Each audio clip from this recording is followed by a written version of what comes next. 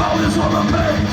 World maggot waits for the end of the age. Maggots, maggots, maggots are falling like rain. Maggots, maggots, maggots are falling like rain.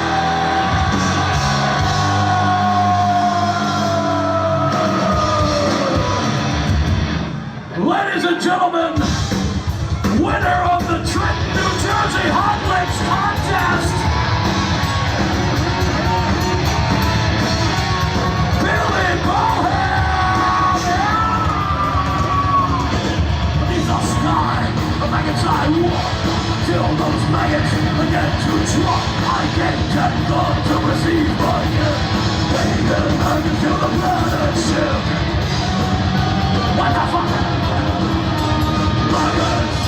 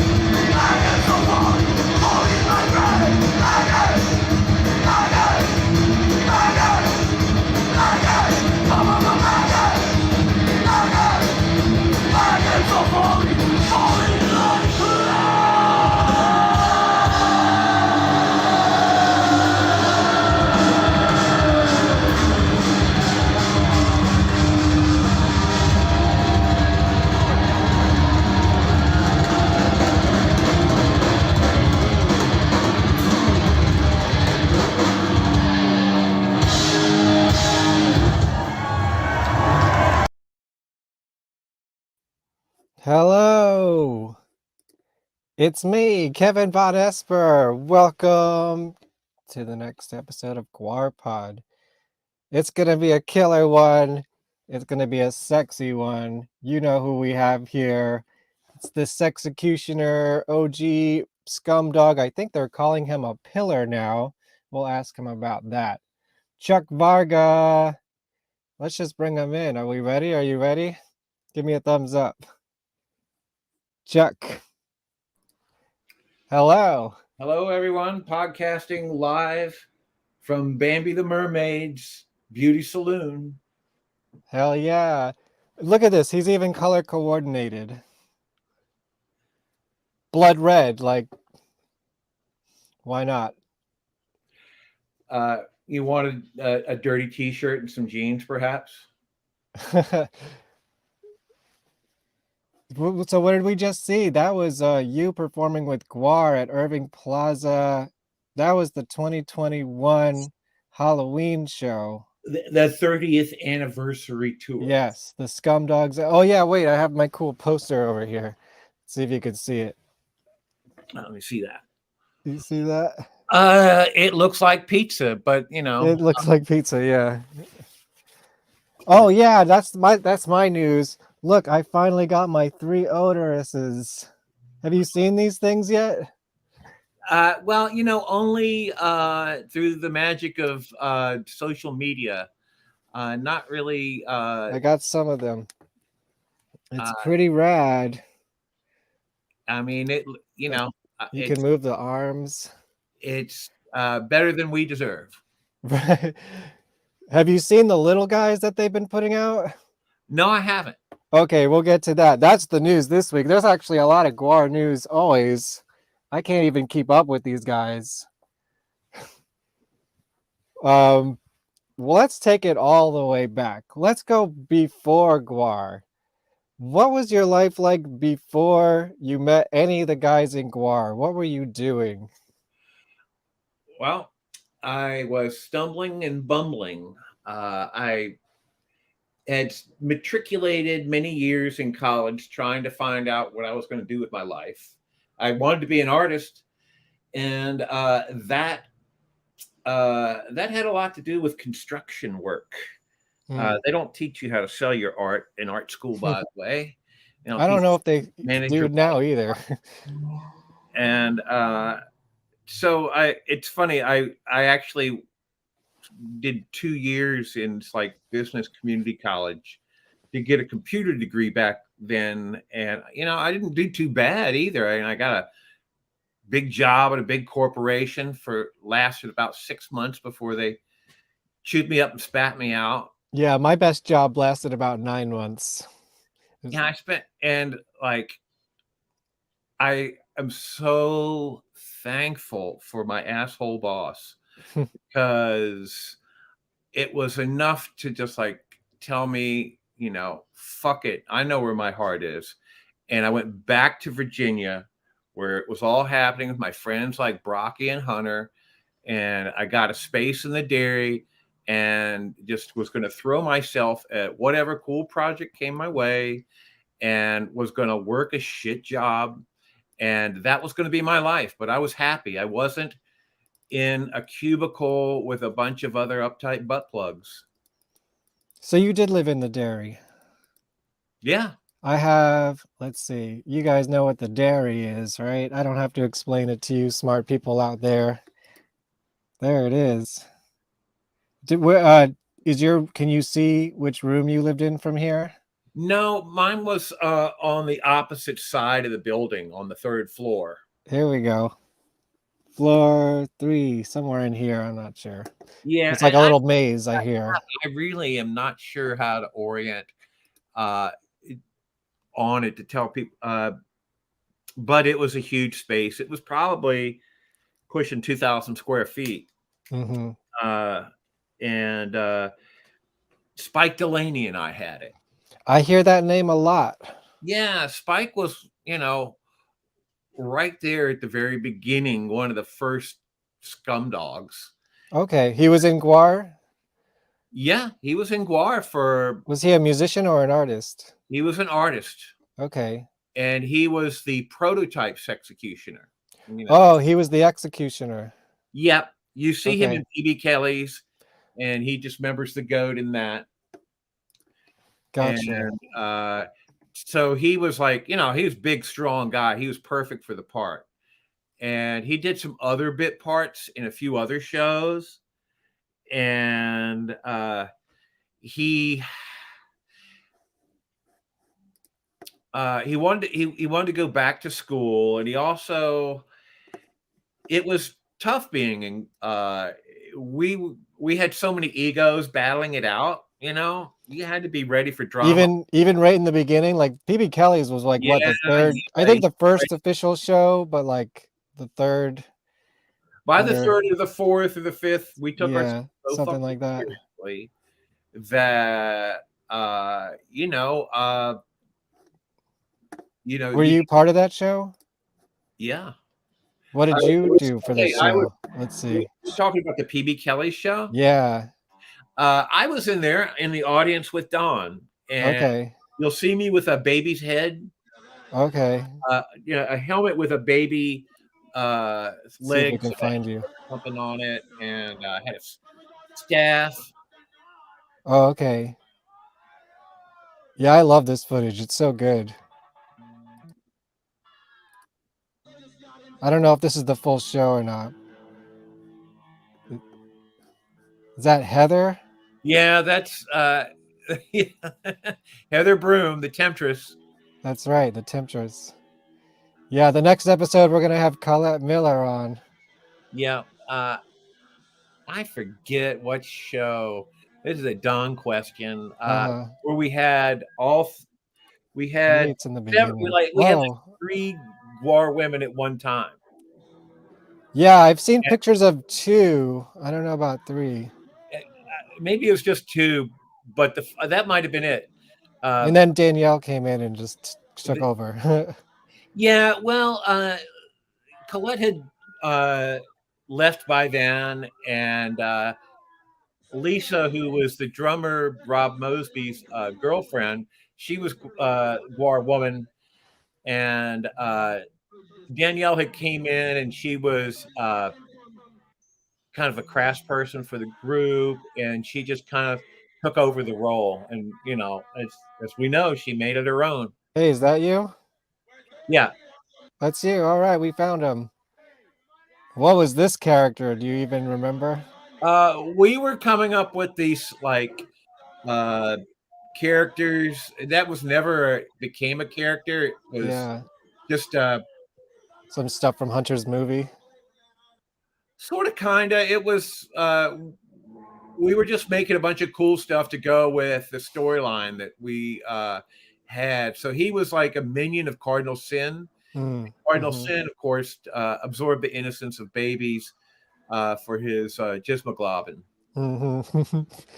Yes, a bunch of buzzwords for you bohabs. If you don't know a lot about GWAR, you have like no idea what you just said. I can't believe how dim like Ballsack's jaws are. Is that Steve? Probably. Probably. It looks like his guitar. That Well, was his era. That's so far back. yeah. This is like 1985 or something like that. And we had, Yep. a lot of change up going on then. And that was Hey, that is Steve. Look, we got Steve in the house. Yeah, it's before he had his little loincloth. He says hello. Is that Scott Crawl? It might be. Kala and Lisa were on stage together once, I think. That's what he says. But it was funny because, like, instead of attacking the demon or Gorgor or something, they started wailing on each other. Mm-hmm. That's funny. Cardinal Sin was such a fun character. Still is. They still bring him out every once in a while. Yeah. Well, he's an old. That was Spike. Oh, okay. Wait, what was his character? I missed it. I think we just called him the Executioner or something Oh, like right. Yeah, I want to get a look at that. That's him right there, right? Yeah. Nice. Okay. So that's kind of your origin story right here. Yeah. So I want to actually, we can let this run, but I want to, again, go before GWAR. I want to know about Captain Communist. Am I getting that correctly? Captain Communist and the Ultimate Doomsday Device. There you go. That's the one. And was that the first project that you did with like any of these people? That was back when it was just Hunter and I. Mm-hmm. And so, Hunter and I became fast friends. And, next thing you know, he's kind of enslaved me, we're collaborators, whatever, but you're the first slave, huh? I'm working on projects with him. I'm helping him draw comics, and he's got the Super 8 project going on. And so it seemed like every summer the project would be to make a Super 8 movie. And the whole premise for I'll get back to Captain Communist. Yeah, sure. We that was back when before you even had video cassettes. Right. And people, when they really wanted to see something cool, they would go to like a midnight movie. Mm-hmm. And it would be a big party. And it was where you'd see things like John Waters. And we figured if he can, we can do that. We knew that we had the imagination and ability to do something like that. And maybe we didn't, but we thought we did. And that's all you need sometimes. Mm-hmm. So Captain Communist and the Doomsday Device.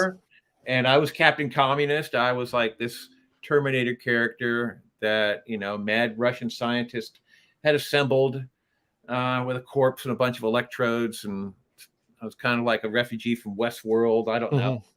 I had special powers. And, what was your special powers?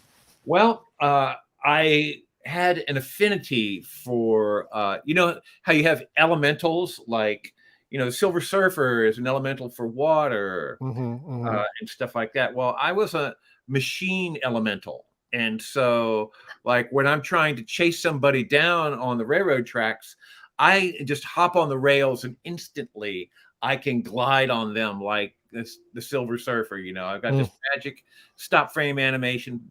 Oh, cool. Going on. And that's where that must have taken a while. Yeah, well, it's Hunter's meticulous, genius of sight gags. Right.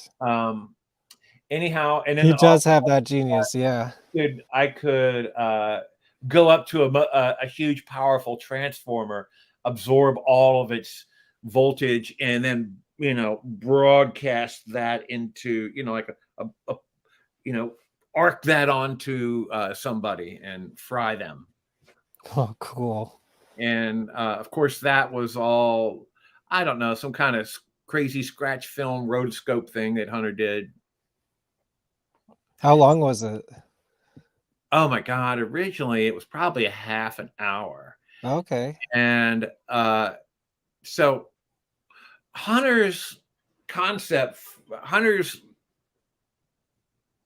idea for editing is much different from traditional editing. He's like a Mystery Science 2000. He wants he's not one for quick cuts.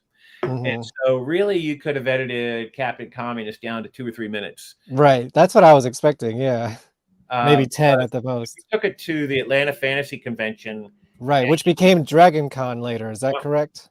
And that's what we would do is every year we go to Dragon Con and show off our wares. And that would be comic books and, the Captain Communist, costumes that we had made and stuff like that. And that was, I really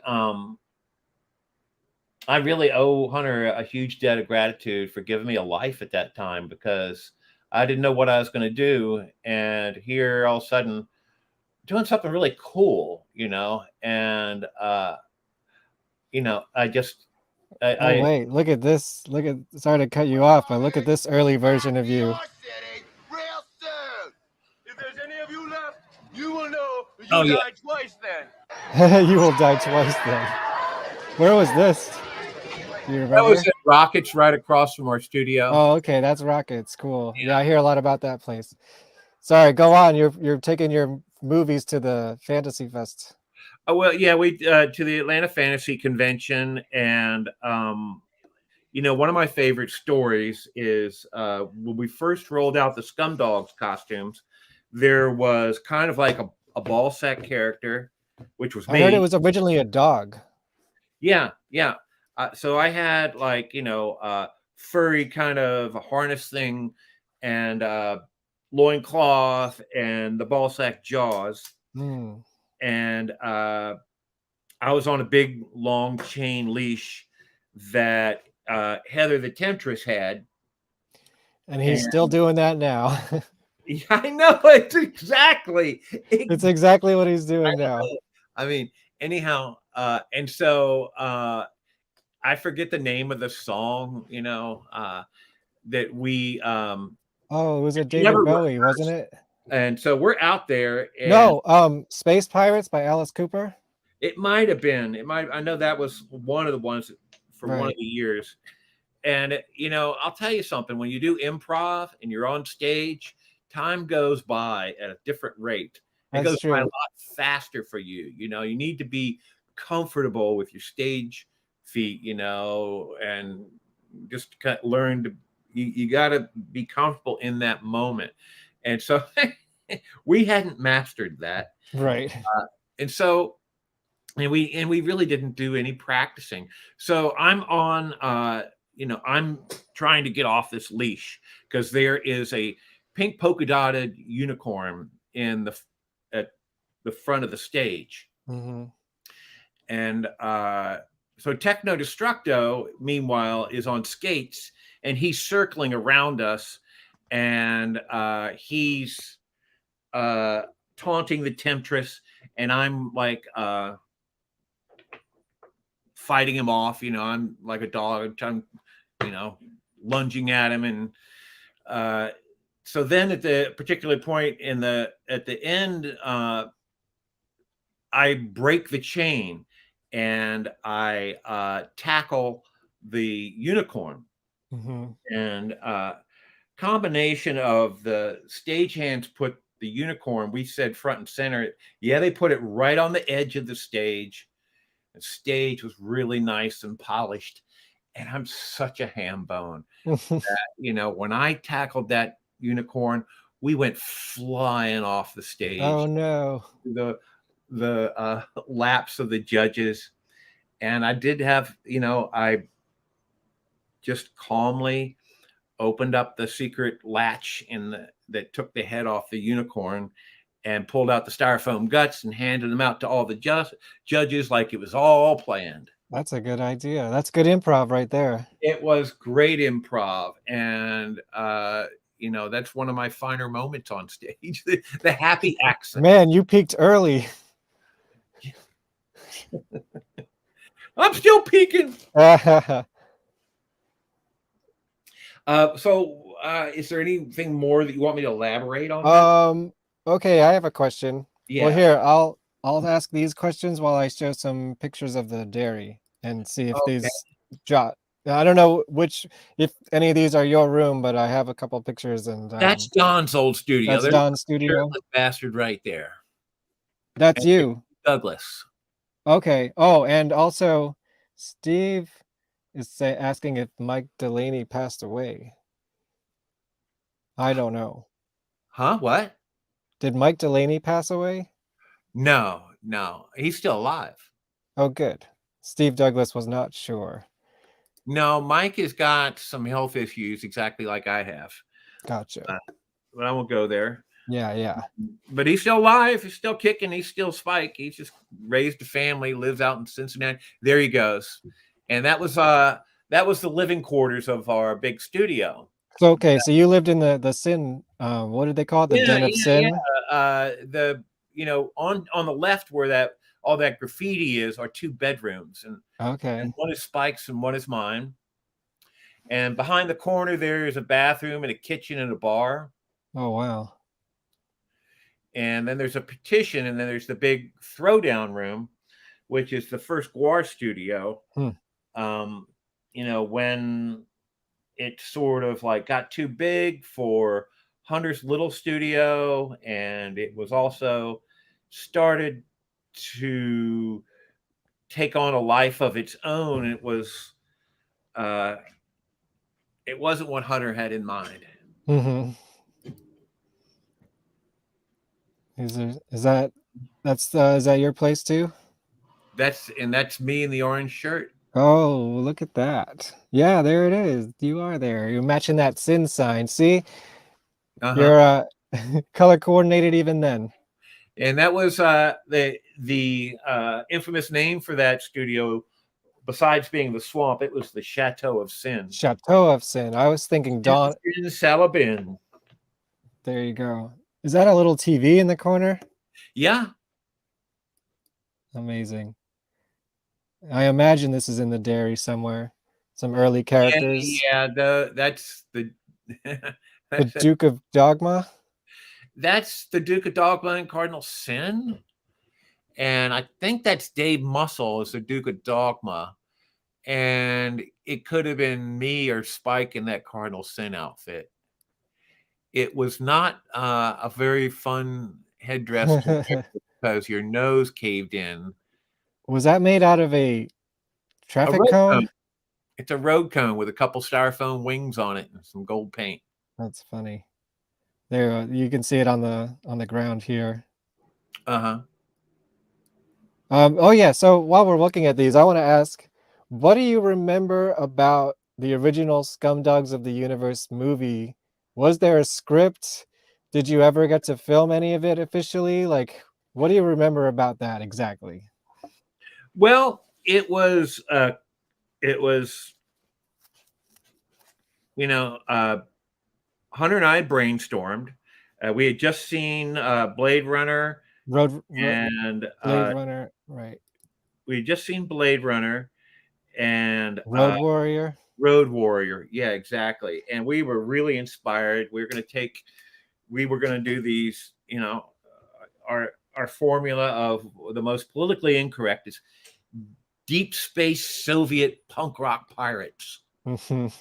And so there you go. we're pirates in outer space, and we listen to punk rock, and we just had to be communists because that was Wasn't there like a wrestling character that you followed that was kind of like that? Ivan Koloff. Yeah, we would wear these shirts and go to the wrestling matches together, and almost get our asses kicked. Right. Yeah. Cheering for the heel, right? Huh? Cheering for the heel. Exactly. Yeah. Exactly. And I mean, because they were always the best actors and the best, the most rounded characters, Uh-oh. We got a guest. We got another guest. You're about to be upstaged. Yeah. I'm gonna have to chase her out here soon. Yeah, no problem. Hey, I'm in the middle of my podcast. You want to say hello to people? It's my beautiful wife, Bambi the mermaid. Please, I'd love to. Here. Take it off. Take it all off. Hello. We didn't officially meet, but I think we were in the same row at the Brooklyn screening of the GWAR movie. Oh yes, I remember. How are you? I'm good. How are you? Good. Welcome. How nice you look. Aw. Right? Compliments on the outfit. Well, I have evolved my style over the years. Skipping to that last time I saw you at that GWAR screening, I was impressed with everybody's style. Man, Brad's coat was like, amazed me. Uh-huh. I was like, oh my God, these guys are styling. I don't know if Bob was styling, but you guys were. Well, if you don't, at our... if you look classy, you act classy, right? Yeah, well, you got to dress for success. And I know you guys were doing some in-costume stuff beforehand. I missed all that because I was late because New York was flooding and I was driving. It was terrible. Yeah, there was some in-costume stuff I wasn't a part of. And then I couldn't find the theater because I didn't know it was in a mall. Yeah, that's that funky armpit of downtown Brooklyn. That was really weird. Me and some other people were like, where are we here?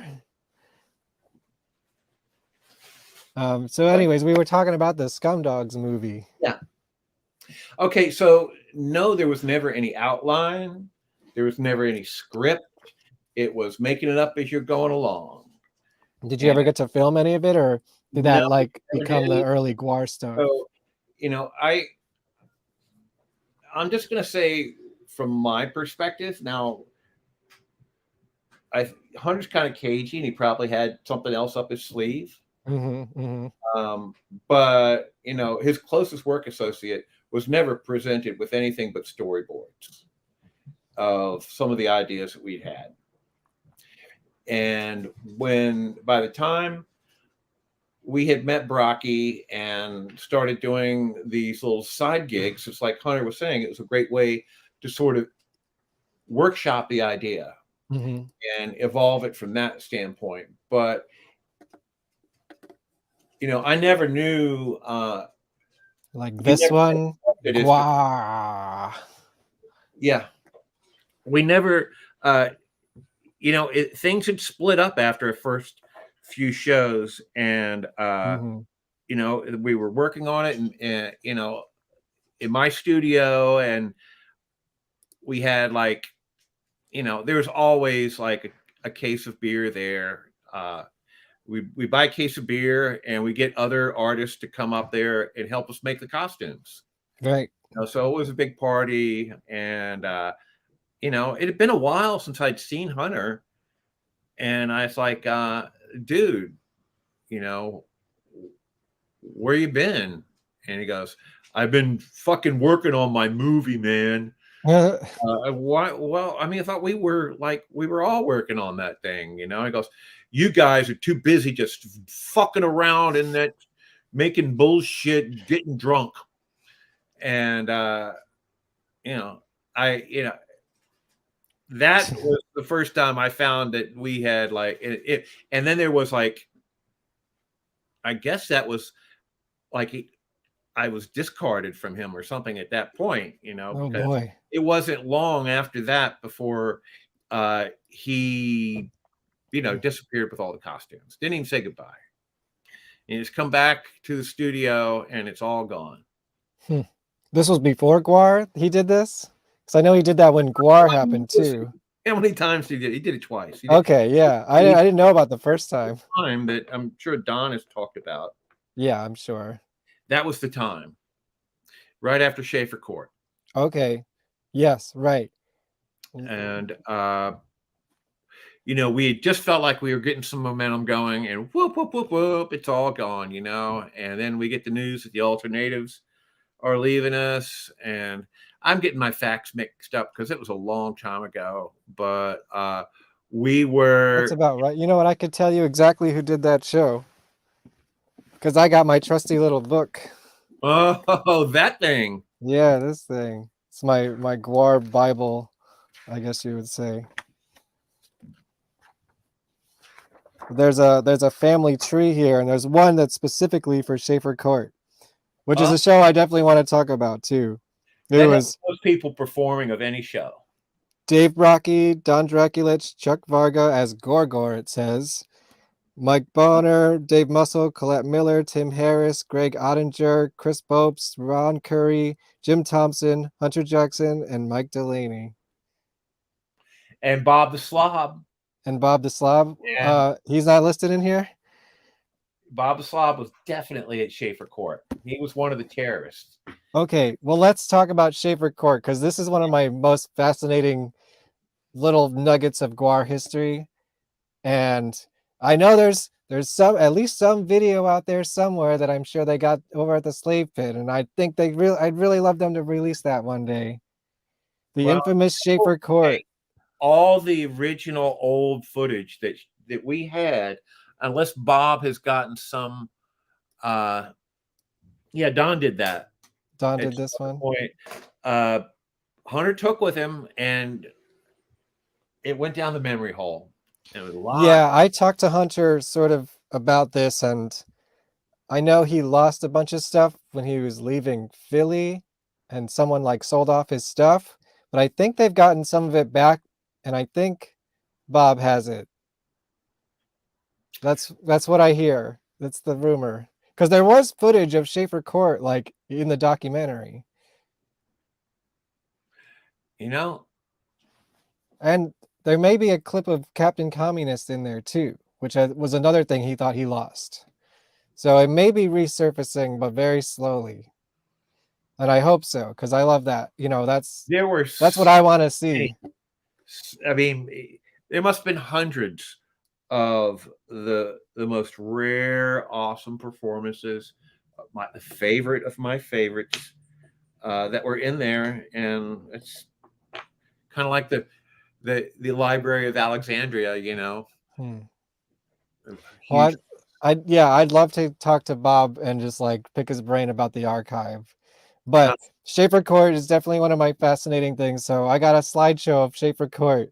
Let me see what you remember. First, these are I think some rehearsal photos. Whoops. Yeah. So that's Derry somewhere. Yeah, that's the Chernobyl cockroach that looks like it's still being worked on. It's not got a big job. And there's a giant can of Raid that we killed it with. And there, that silver and red thing there, that's actually a jet engine fuselage, a jet engine. Pterodactyl Airlines, you can kind of see their decal on the side. And so the jet engine came down Yeah, there's more of that. Oh, there's the climax. Don Hunter still doing his thing, exactly like that. There's the terrorists. Yes, Bob the Slop Which one? In the pink or the big gun? in the pink. Oh wow. He's And suicide. is that you in this giant whatever Yeah, army thing? that's Gorgor's Oh. legs. I And didn't realize he was like what do they call that? Camouflage? yeah, that was that Hunter made the first Gorgor, and that's how he solved the paint job, was getting Hmm. either fur fabric or camouflage to be a reptile, I guess. Who's that? Those are some of those girls eventually became terrorists on stage. There's the jet There's engine. with the open it's split open. You can see the pistons inside, and the piston heads are actually beer cans that Oh, we cool. consumed during the production. And that's you, right? Yeah, that's me picking my nose, I guess. And there's, I guess you were setting up for the show. And there's the jet Yeah, engine with the beer cans, right? yeah. Awesome. And so Yeah, I there's love this a aircraft picture. cable that went from behind the stage all the way up to like the rooftop of another building. Yeah, that's so cool. And nobody was gonna expect that. Here's some No, that was pretty crazy. Nobody would ever do that because of the legal ramifications now. right. Here's some audience members. I don't know if you know any of these people. Don't ring on. Don't. I think that's the Dirt Oh, Woman. Dirt Woman. Yeah. Richmond's answer to Divine. Yeah. Now, see that guy right there with the big syringe? That is a slave. That's what a slave looks like. Who is that? Is that you? Mike Bonner. And That's Mike Bonner. He's naked. He found some trash to, give him some dignity, but he's doing everything that Gwar tells him to. Yeah. And he's lucky he could stand up so straight. It's Colette and Uh-huh. is that you? No, who's playing? That's a Balzac on bass. Who's the Balzac on bass? That is probably Do you Boast. remember the car from the That's Chris Boast, when I the jet believe. engine broke? Do you remember the car for the jet engine broke? The what? Did you spell something wrong? Yeah, that is probably Chris Bopes. Yeah, you're right. The cord for the jet engine broke. The I cord. don't remember that because, it's on film for coming down and Right. See, I've seen that. Yeah. I want to see this show so bad. There's the Gwar cereal ad, right? What is this character here? he wasn't one of us. Oh, really? That's just a Halloween costume. That's funny. Yeah. It looked like a Gwar costume. Hunter doing his thing. Oh, you even have the sin thing in the background. We had everything. Yeah, this is like just the whole thing. I want to see this show so bad. And there was so much shit There going they on. are. And these early dim time shows, Yeah, where we were valuable in that we figured out what worked and what didn't, right. in terms of art fabrication, as well as like what looked good on stage, What was and practical? who was like, hey, wait a second, what are you doing upstaging over there? We had a lot to figure out in terms of theater and choreography. Who is this gentleman here? I do not know. Huh. I heard there was a character on stage for this show just called the Watcher, and he just watched the show. That's true. Who was that? Also a scaffold to the side where there was a guy at a news desk, and occasionally he would narrate something. Oh, that's funny. Wow. Yeah. I haven't heard that part before. Yeah, that was our buddy Grant Gerlich, and he really had the gift of gab. He's very charismatic. We thought he was a natural, but that just did not work with the other action. There's a lot of one of the things we found out. We were very ambitious to get a lot of action in there. We thought of ourselves first as like, like a spectacle, and as a band Sure. second. Right. Yeah. And so when we try to slip in all our social commentary through our bad acting, Mhm, mhm. and then you find out that, like, hey man, you know what, and that's the same formula to this day. You really can't have too much action, especially lines, because the audience doesn't follow it, and Yeah, it's yeah. a dead spot. Even still in Gwar shows now, when it's just the talking in between songs, even though it's necessary for, like, what little story there is, it's like, where's people are, like, still crowd surfing and stuff. You can't really pay attention to it. Yeah. I mean, basically, you'd have to Metal say, those Gwar crowds are no joke, man. They're pretty violent. oh yeah, I mean, like, I've looked into the abyss of the uh, pit several times from several perspectives. I'm sure. It's not a place that you want to be. Yo, like, If you're I want to be close enough where I can get blood on me, but not in the mosh pit where I'm just gonna get pummeled. yeah, Because you there are some drunk metalheads in there, and they do not care for your oh yeah. well-being. I mean, I I was a punker, and I spent a lot of time in the slam pit, but that one Mhm. was outside of my league.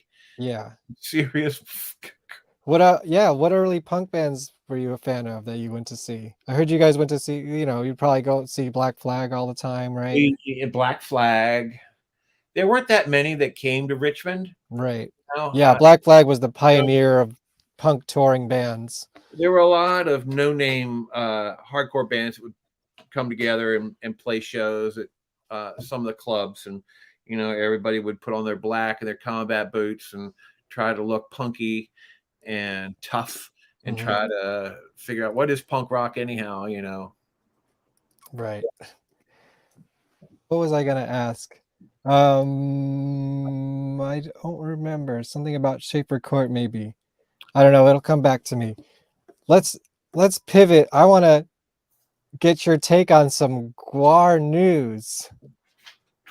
Okay. Have you heard the latest from Gwar? Oh wait, I want to catch up on these You know, comments first. uh, Mike Bonner lost his eyebrows in Connecticut from Muscle's ashtray flash pods. yeah, Almost lost his face. almost lost his face. Okay, let's see. Have you seen the cuttlefish? The cuttlefish toy. Yeah. I've seen people playing with it on social media. Yes. Yes, they are finally selling it as of this month. It looks kind of like it's beautiful in color.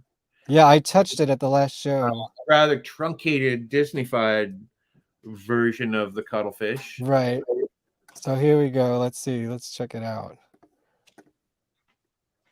Okay. There's all kinds of different sizes. There's two different ones, two different color schemes, I guess.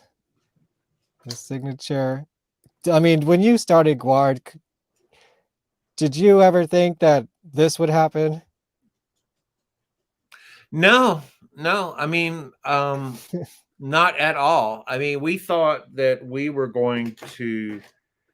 When we started, we never thought that we would be popular in that way. I mean, we were supposed to just be like, I mean, the antithesis of popularity. We're like the butthole surfers. We're just like, right. Something that really shock you. We never really, we didn't want to sell out, and that by doing that, then you'd have to be, more listening. I mean, holy crap! Look at that. We would. I mean, we would probably cringe at, like, I mean, one of the things that we would often mock would be like Kiss. Kiss, when they started selling everything under the sun, little transistor radios and lunch boxes and stuff that you knew that they did not ever use, Oh yeah, they would. That's their thing. Licensing, license to everybody. And so I guess I guess Gwar tried to start doing that, with its condoms and stuff. But when I see all the different collectible stuff that caters to those crazy Gwar collectors, it just kind of freaks me out. Yeah, really? Does it freak you out that I have all these toys over here? I don't know if you could see them really, but there's Gwar toys, man. And Uh-huh. then Don makes his own too, and the head nodders and all kinds of stuff. Well, there's collectors out there, I don't know if this is selling out. I mean, how many bands have a giant well, you guys know what Bad Dragon is. I don't have to tell you. If you don't, Google it. They make things for adults. cool. I'll have to check it out. But have you seen this? This is also brand new. Pre-orders for the new what are they calling them? Figure sets. I don't know. Knuckleheads figure sets. They look like trolls. Half pints. Yeah, they're really fun. I got some over here, the first batch. I guess they were successful. So maybe they'll get to a Sexecutioner once. Not if they look like that. No, you don't like those? That's Here, these are the ones they have out now. Since I really, really doubt that they will ever put any Sexecutioner stuff out there. Really? Yeah. Oh, well, would you, if we rallied for it, would you want that? Sure. Okay, great. You heard it, guys. I've got an ego like everybody else.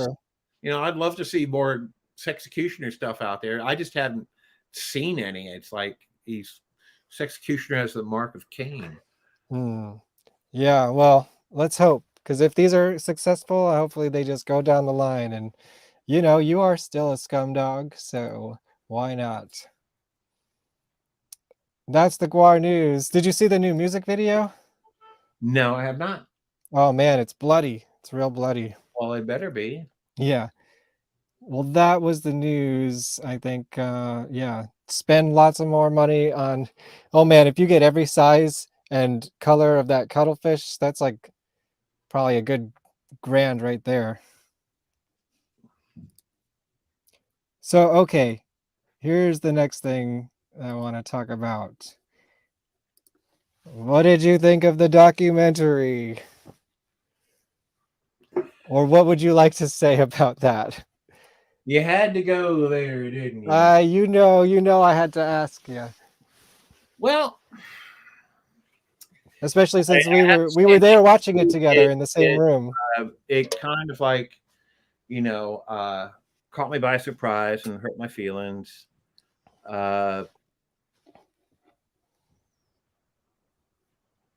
felt underrepresented. And I guess that's just happens to anybody when you're watching something that includes you. A little tote meter goes off in your head, for right. you and everybody else, and you're ranking yourself. And I was like, wait a second, I'm a footnote. Yeah, you definitely didn't get enough screen time. But the other compliment question I have for everybody when I ask this is there a way for you to objectively look at it as a documentary apart from being a part? I was getting there. Yeah. Okay. Great. I mean, like, once I got over myself and things like that, and I look at it and I go, well, this is like exactly what they needed. It's an outside objective point of view that is watchable and likable and expands their base, puts you into the bedroom of anybody that has Shudder, who's too scared to come to a Gwar show. And so it's marketing genius. Shudder, $5 a month. From that, and you get Joe Bob Briggs too. It's a good deal. And so the other thing that I did not like about it was that when I saw, every article that I saw about it said, here, spoiler alert, GWAR all what came from two guys that met in college. And that is one of the most, if you ever want to see the hair raise up on the back of a Scumdog, it's that cliche is second only to, oh yeah, GWAR, yeah, great show, shitty music,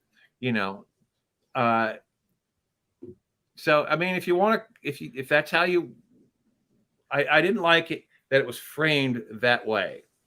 How would you have framed it? I would have framed it like the Bad News Bears, how a bunch of Yeah, notes that makes sense. Yeah. in small shithole town overcame obscurity, transformed themselves into super rock stars. And there were even bad guys out there, the cool kids who wouldn't have anything to do with us. It made for a great story, and it was true. It was the real truth. Amongst all of those nerds that you saw in those pictures at the dairy and those in those Shaffer Court shows, we weren't the cool kids. And like we were often kind of like, made fun of, and people would just come by our studio and just scoff at us. But the whole concept of GWAR and what it meant to us held us together, and it really evolved us all. And I love that story. And man, I would love to get all that raw footage and just like re-edit it. In the slave pit, we're all equals. In my fairy tale world of alternative truth, we all had something to add. We all were equals. Not everybody was a good bus driver. Not everybody was good at stop frame animation. Not everybody was great at being odorous on stage. And so all together, we formed a whole that was unstoppable.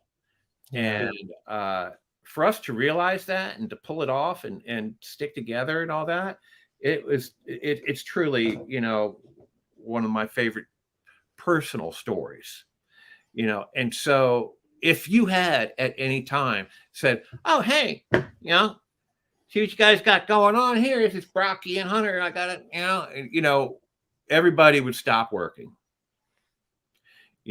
and both of them were very careful not to emote that. I mean, they carried themselves a lot of times when the guard was down, like, this is mine. Right. Yeah. I hear that still in these interviews. If we would, when we're working, back in the shop, if we caught somebody moonlighting, doing that shit, they would have been so ostracized. And we would catch each other and say, hey, I heard you said this, or you went off with a costume piece and did that on your own or whatever. And so there was a lot of righteousness about that. And so and just just to anybody out there that wants to start a theater company, good luck with saying that you're the genius. You guys do all of the stuff and I'll take credit for it. And so it really does. That'll help if you have a producer and stuff behind you, to bankroll everybody. But if you want to get everybody to pull together, it's like, this is our project, and we had meetings where we all came to decisions. We all voted. There were some people that had bigger ideas and were able to carry them out to lobby for them better than others, but we were all a part of it. And that's That's I the I real think that came through a little bit in the documentary, although they definitely it's heavy on the Dave Hunter stuff, of course. That makes a good you know, story, I would say. But there's a lot of dirty laundry out there you can pick right, besides that. yeah, yeah. Steve said he was a good bus driver. He was. What is there any like side story, or I don't know if I would call them side stories, but um, bullet points that you think the documentary should have covered, or something that might have been cut out for time that would have been worth adding back in, Uh, besides the origin I mean, story? like for me, one of the things that really kind of freaked me out was Scott and Rocky came by, spent 2 days interviewing me, Right, and they also took the opportunity to come out to Coney Island and film a show. right, right, right. Promote your show, by the way.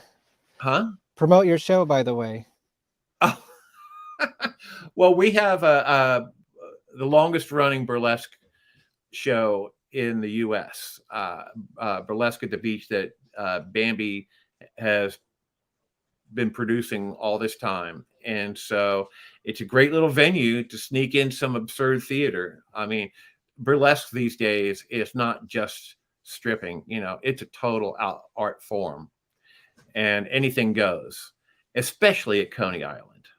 And if you want to see something that's delightfully unwholesome that you aren't going to get anywhere, it's Coney. I have seen shit on that stage that would make GWAR look like Mother Goose. Yeah, I mean, what GWAR does It is was real. fake. Yeah, I'm sure. I actually might be in Coney Island on Sunday. I haven't decided yet. But Well, my friend's band is playing at the Freak Show. oh, cool. Yeah, the Cool. Destruct Well, Principle. you'll be able to see Coney Island USA's whole facility, and you'll be able to see that stage uh, Right. and meet some of the wonderful people there. Yeah, I know some of them, yeah. Like Pink Velvet Witch and stuff like that. Uh-huh. Um, I don't know who else performs there all the time, but I'm in the burlesque circles and like underground circles of New York in general, not Coney Island specifically. Well, you never saw me. I know, it's terrible. Are you still doing the King Neptune thing? I am the resident King Neptune of Coney Island, and I haven't been to a mermaid parade in years. whenever they want to have Neptune come out and like make an appearance at a gala or something like that, the king, queen, Bambi, and myself will go out there and just pose like the royalty that we are. I did see there was a new crowning recently, right? Of Yeah. who won? The Oh what my is it? Queen of Coney Island or something? Or babe. no pressure. If she comes back around, you could ask her. Feel really bad. Her name.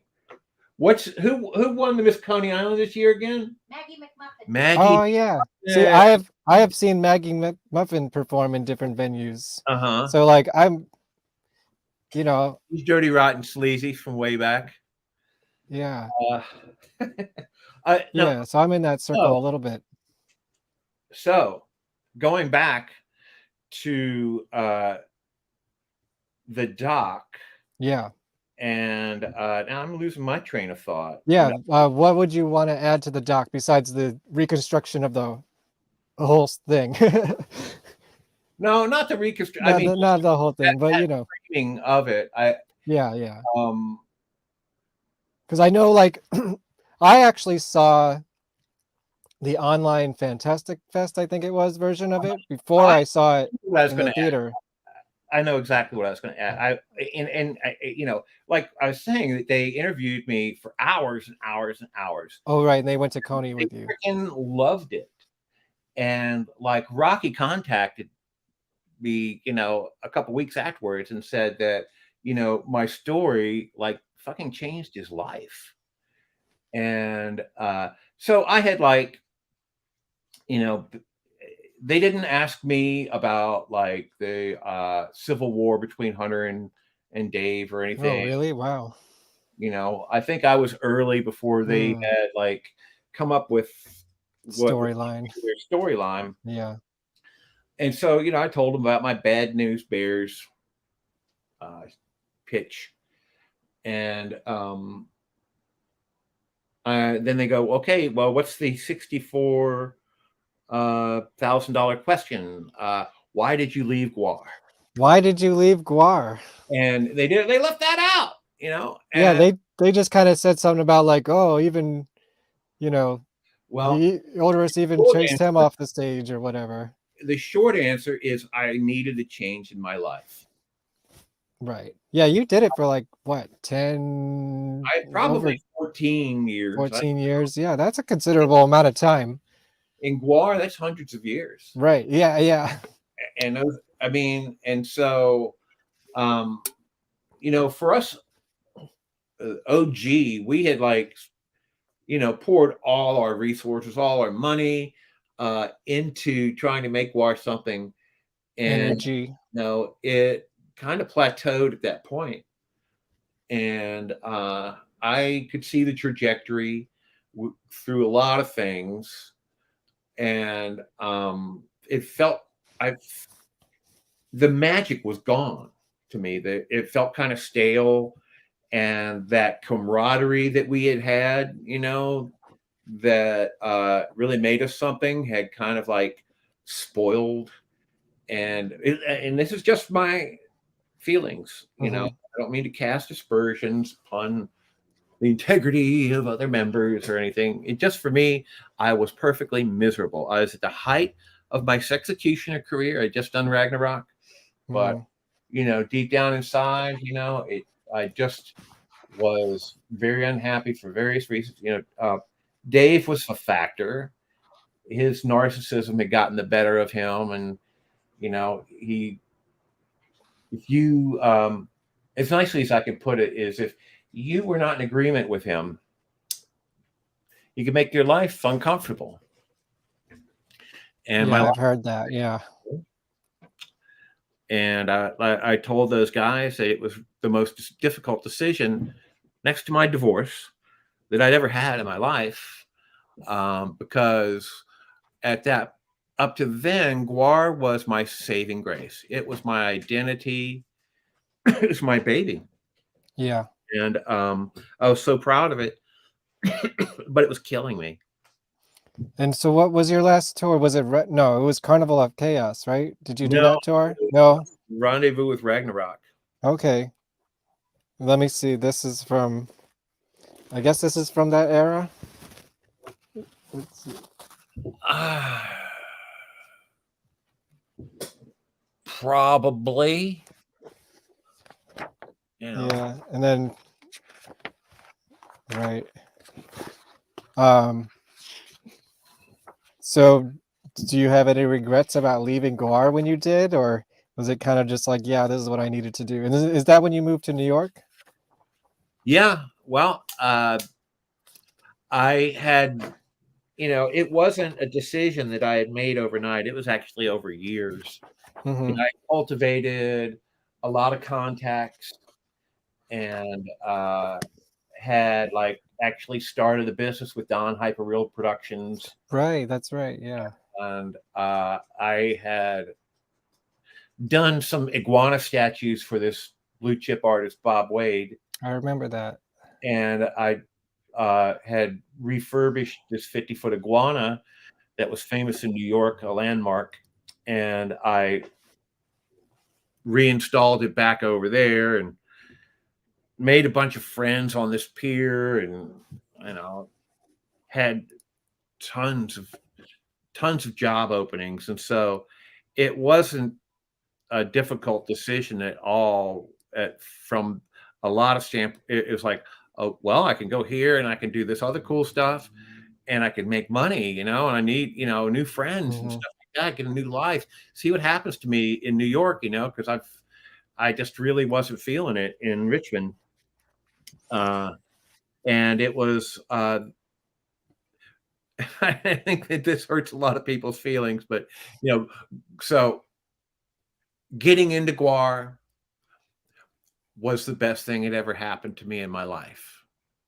And getting out of GWAR was also the best thing that ever That happened. makes sense. That makes sense. And it was exactly what I needed. I needed some hard knocks. I needed to adult. It improved me and grew me as an artist. And I met my 2 wives there. And I'm a New Yorker now. I have a question. Yeah. I heard that in some of your work in New York involved working for Broadway. Yes. Is that true? What did you work on Broadway? Oh,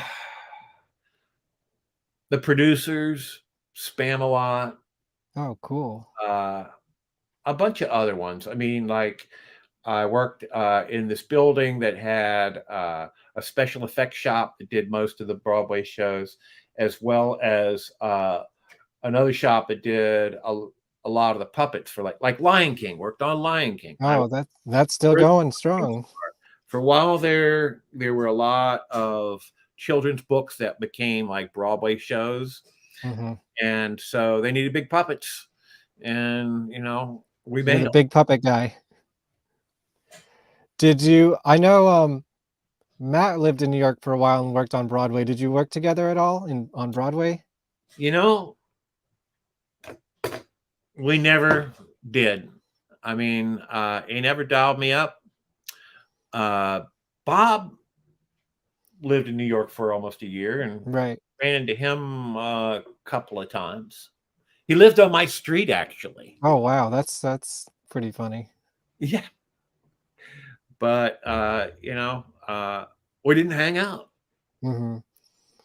Yeah, there was no GWAR to work on, I guess.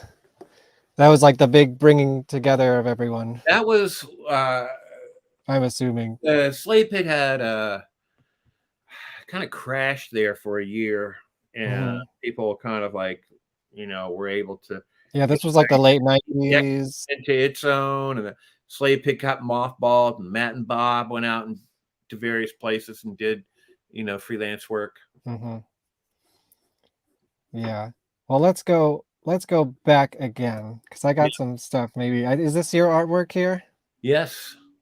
That's like a really early one. Yeah. Atone Quarterly. Was there anything inside there or just a flyer? That was just a flyer. Some propaganda. Yeah. I mean, our whole what we wanted to do was have these little miniature comic books that we could sell or give out so that people could actually get what was going on stage. Right. Yeah, there was like an origin of I know GWAR who one. the guy with the road cone is. That's Cardinal Sin. Yeah. He's going to make me atone. And then you find out what atone means. You mean getting in shape? Atone? No, that was No, but there is an exercise joke in there somewhere. somewhere. Flame or something. Are you in this picture? I'm in the dinosaur outfit. Okay, you're Gorgor here. Is this a rooftop of the dairy? Yes. Gotcha. Yeah, I love these. And what about this one? I'm not in that one. But that's in one of the milk bottles, I hear. Yeah, you can see the rounded wall. That's inside a bottle. That's so cool.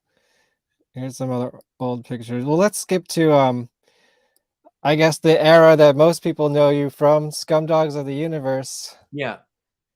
What do you remember about this era? Like this was the really exciting spark, I would say, of GWAR's career. Yeah, well, that's where I came into my own. Yeah, for sure. People thought I was a big deal, and we went to Europe for a European invasion. Danielle and Dave and Hunter and I think even Don went. Yeah, I think so. I think the musicians were working on an album at that point. They were involved in something, so they sent us artists who could go out and at least get on camera and talk a bunch of shit. There you are. This seemed like a fun photo shoot. Yeah, we trashed that psych. Yeah, That GWARP, right. the enemy of all white paint. How is it walking around in these feet? You're pretty clumsy. Yeah. I'm so glad you brought that up, Really? because the same people that used to criticize the Sexecutioner for being so overbuilt and clumsy are now wearing the biggest and clumsiest outfits I've ever seen in my. I could dance circles around them. They wouldn't even know where I am. And of course I gotta ask you about, I'm sure you've talked about this before, but restate the obvious. Tell me about the Sexecutioner song. And actually I have a video here. Well, I have a very early version of it.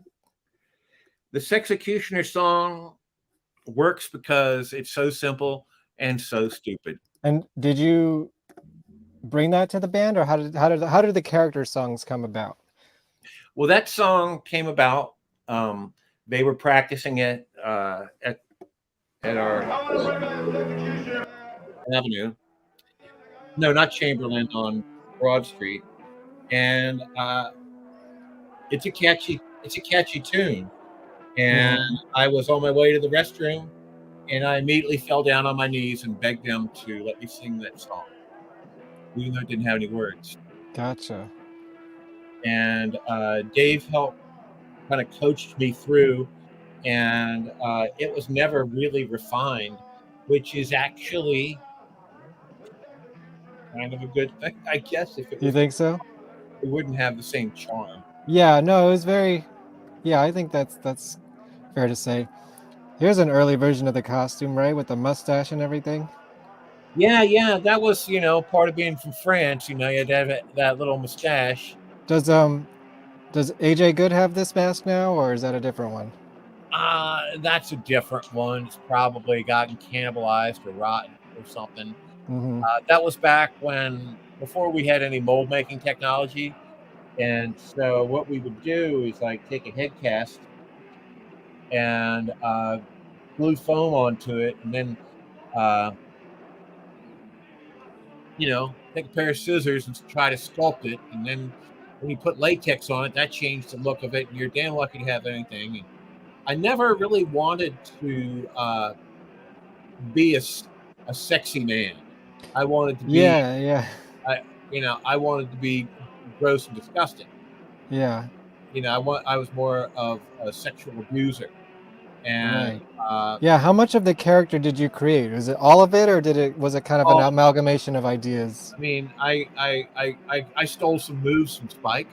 But I went through a bunch of iterations of the costume, trying to find out what would stay on and what looked cool and what I could, Yeah, these arm things look pretty uncomfortable.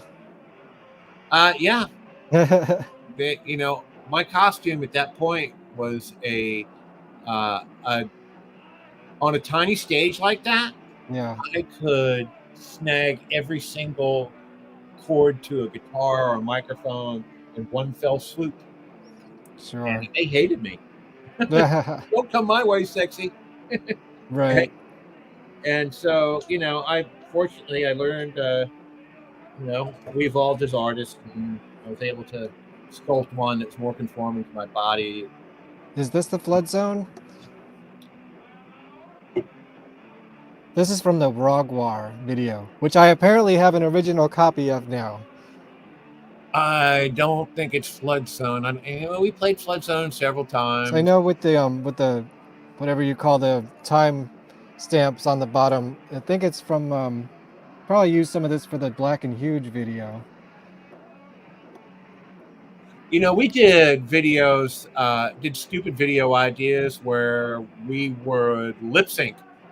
Because we couldn't get a good soundboard recording, we would record it and then try to lip sync it in front of a live audience. Yeah, I've seen some of those. Yeah. We tried to get the best music video, and because of bad lighting and just a lot of things just made it look not as good as what we wanted. That was back when old sexy man, he was pratfalling, dancing. Yeah, bopping around like crazy. Yeah, I'm paying those. Those acrobatics are biting me in the ass as we speak. Well, I want to skip. Let's skip to my. This is my favorite era of Gwar. Okay, and I love this costume. I love all the costumes from this era. This is like this Toilet Earth era. Yeah. Isn't there an interesting story about this? What do you call this weapon that you have? Sexcalibur? Yeah. Oh, is that what you call it? That's great. I don't know if I ever heard that before. Sexcalibur. I love that. That makes sense. Does this still exist, the original, or is it just a mold? The original. And was there a story that I remember, something about a boat? Give me a second. The okay, original, great. Was made by Mike Bonner, and I think Nick Camino owns it now. And so I liked it a lot, and so I made one, a little bit more ornate, which is there in the picture. And so the story with that is, when I left Gwar, I took my costume and my axe, and I lived on a pier in Tribeca in a vintage tugboat that had been scuttled into a houseboat. And I came back one day and the boat had sank. Oh no. And it's just so happened that a few things floated to the top, like my mask, Sexcalibur, and a foot. Did you know these props floated? Yeah. Okay. But I mean, it's amazing because they were in a case down in the engine room of the tugboat, so for them to, bubbled up is, pretty interesting. And so that axe survived all these years, which is amazing for a latex rubber prop. And so, and here's another thing that was not in the video. I had gotten back with Gwar at my divorce back in 2012. David asked me to perform at the Gwarbecue. And so I let's see came who played back. That one. I gave them Sexcalibur, and the mask is like this covenant of us getting back together.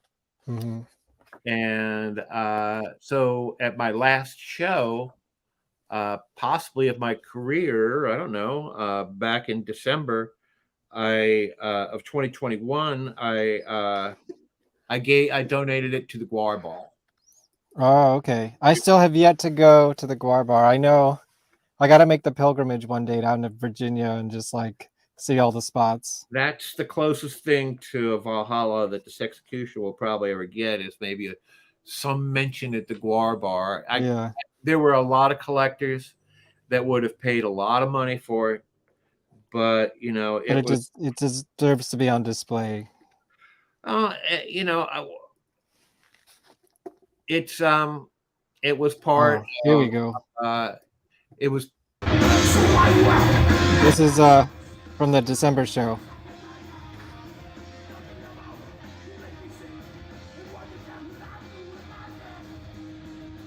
Yeah. Unfortunately, this is the one without Hunter. Hunter was not at this show. He was at the Halloween show that we showed at the beginning of the show. This show. So there it is, huh? Yeah. And so, there's such a great feeling at the end of that tour when we had gotten the band back together and we had done all those shows, that,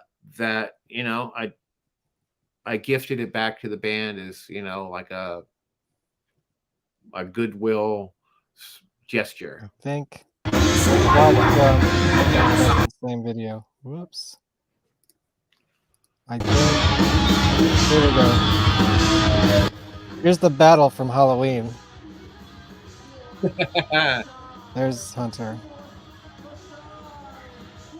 And yeah, and this is the show that Casey wasn't at, so Mike is playing bass here. Yeah, I remember that. I think Casey might have been on the side of, Casey had COVID, right? Yeah, he had COVID. That So they were passing the bass around the stage. It was an interesting show to watch. I broke my shoulder. I fractured my shoulder, I think, at this show. Oh no. Yeah, During this battle scene? probably. I mean, I injured my. I become a different person with that outfit on, Mm-hmm. and I get a lot of adrenaline, and I do things that I shouldn't do. Right. Yeah. I get that. How was, well, I guess you didn't go on the whole tour, but I know you did a couple shows, right? In Philly too, Yeah. I think.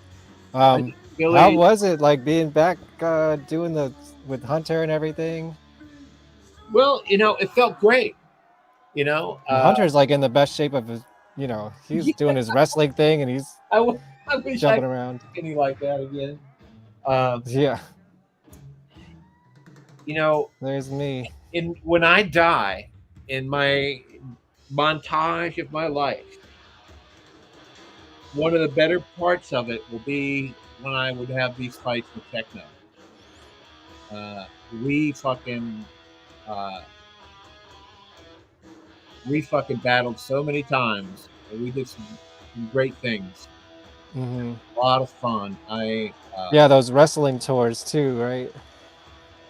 Yeah, There's a lot of that.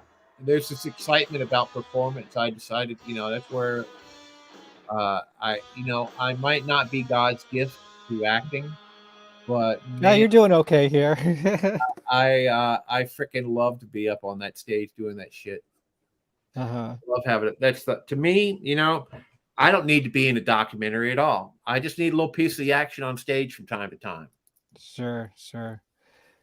Oh yeah. Chessie Stare says, Chuck, hi, you're funny. Oh, and they left a comment before the show even started. Hi, Chuck, if I didn't have a dad, I would choose you because you're funny and nice. Wow. Yeah, so there's that. Going up in the polls. Wow.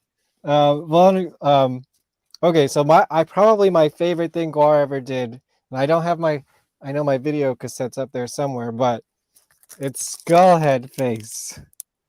What do you have to say about Skullheadface? And this is actually the comic book. Comic? Yeah. I have the movie up there somewhere, but yeah, I think this was like the peak of Gwar's like force. Yeah, it totally was, and that's like one of my favorite tours. It had a lot of cool shit going on. Yeah, the flesh column and a lot of that was at the goal one of, and I think Dom would agree, one of the golden eras.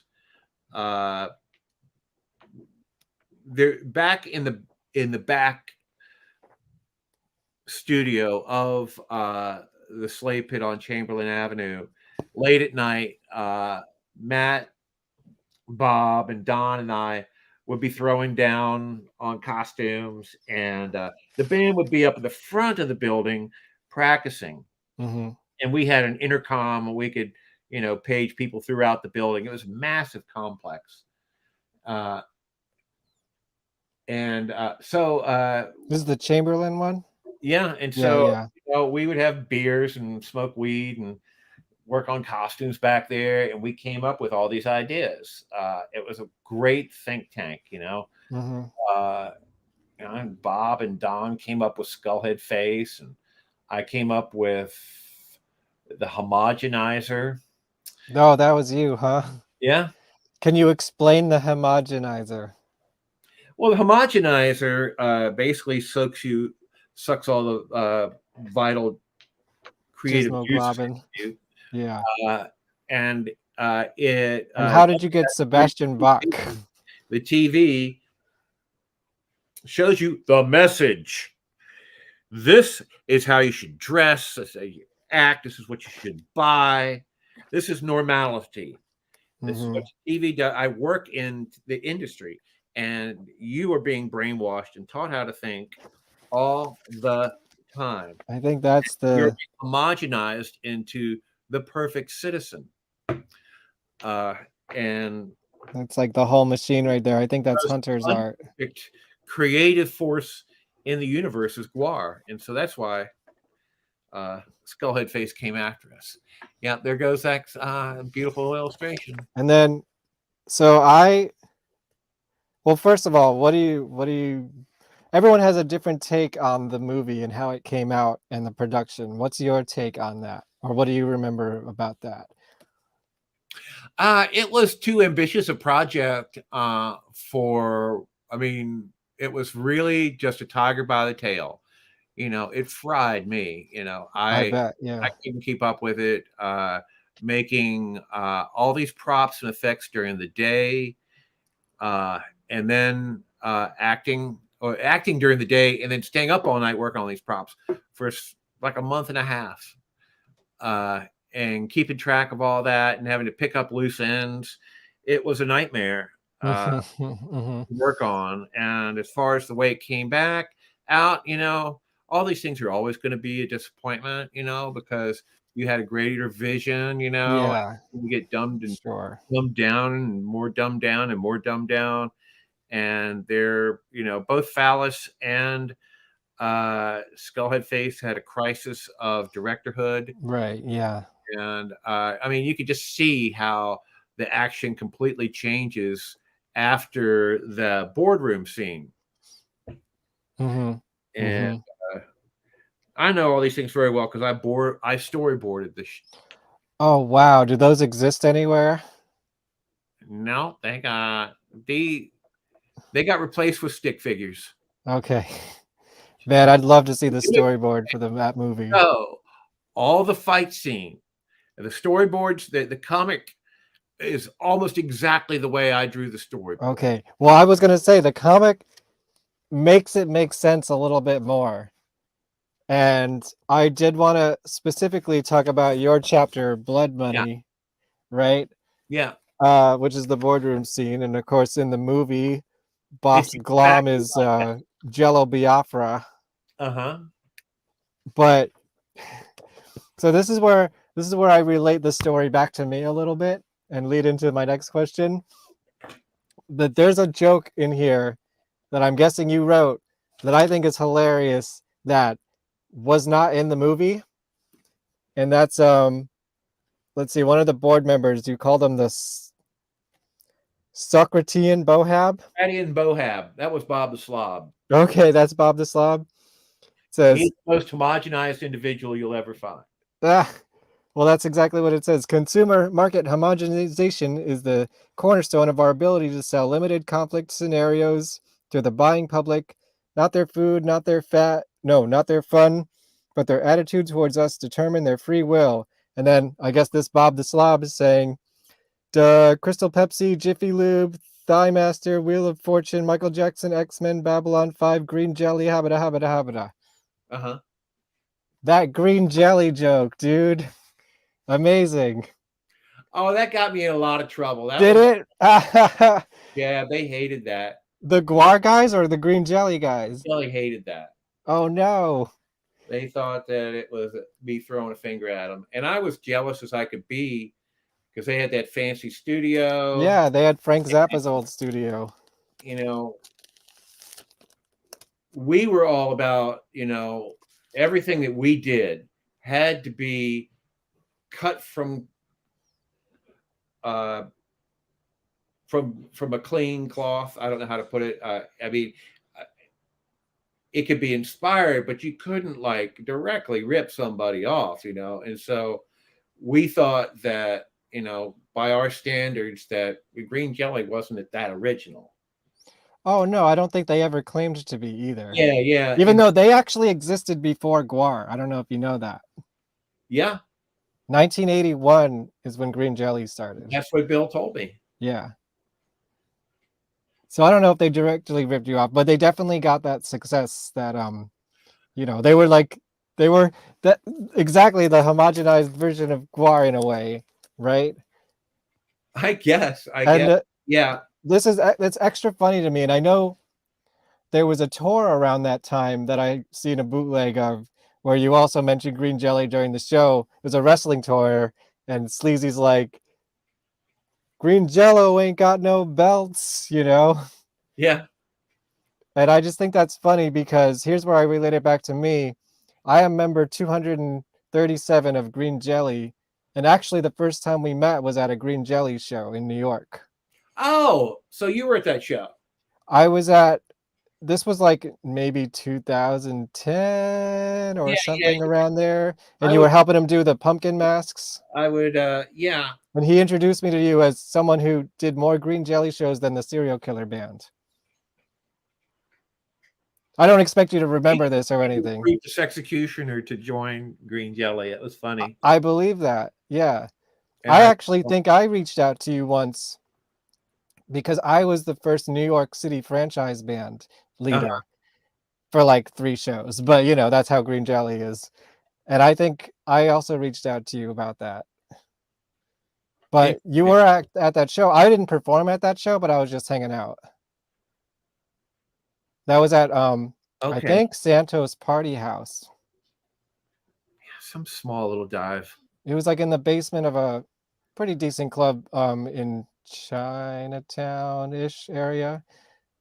So but anyways, what do you remember? Were you at any of those early Green Jelly shows in Los Angeles? Like in the late 80s? Like there was this infamous show where Green Jelly, GWAR, and Haunted Garage were like hanging out and like trading, you know, hanging out, whatever. I cannot tell a lie. I don't remember it, but I was probably pretty high. That's fair. And then I heard that this must have been like 89 or so, maybe 90 at the latest. And Bill told me this story that Dookie Flyswatter, who I'm making a documentary about, brought members of GWAR to see Green Jelly. And you guys, if I don't know if you were there, but the GWAR members were pretty much the whole crowd. It was maybe 13 people at that show. And they played Three Little Pigs for the first time. And after the show, Mike Bishop was like, dude, that's your hit. He called it years before it was a hit. So that's my Green Jelly GWAR story. Yeah, there. Well, GWAR had so many members; it could be 3 places at the same time. Yeah, I always ask everybody, "Were you there? Were you there?" I know Dave Brocky was there. And Green Jelly smokes a lot of weed. Oh, I know. I'm still a member. I've been in the band for like 15 years now. Or anything. Not very active usually, but once in a while I pop in, Yeah. And I can't wait till this is over so I can puff some. Yeah, me too. Which is completely legal now in New York State, by the way. Just putting that out there to the audience. But yeah, I won't keep you too much longer, but let's see. That was my next question. Did you ever see Haunted Garage? And do you remember if GWAR ever played with Haunted Garage? Because I have conflicting stories there.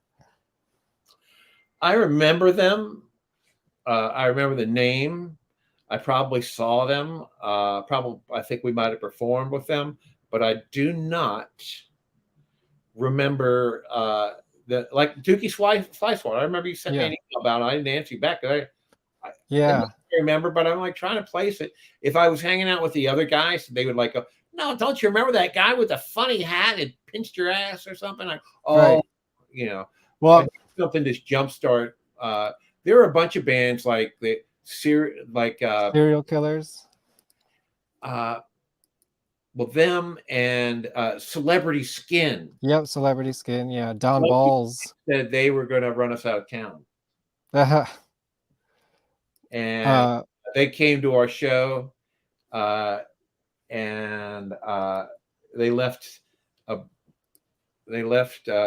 broken. They left broken They because when we started to put our show together, we knew that there were going to be other prop bands, and so we just didn't fight fair. We made as many props and made it as elaborate as possible, so that nothing really compared to GWAR. you would just, even Kiss would like say, fucking game over, man. We've got a lot of production, but we don't have all these cool props. Yeah, there was a lot of comparisons to them also, just because they were also on Metal Blade Records, so that was a connection. Of course. This is a good like 2-3 minute break too if you need it, but I'd love to play the trailer, and if you want to watch it. Okay. And Hunter's in it, so it is GWAR related discussion about the importance of danger, chaos, the possibility of something happening that really wasn't on the schedule. Mr. Dookie Fly Swatter and the Haunted Garage!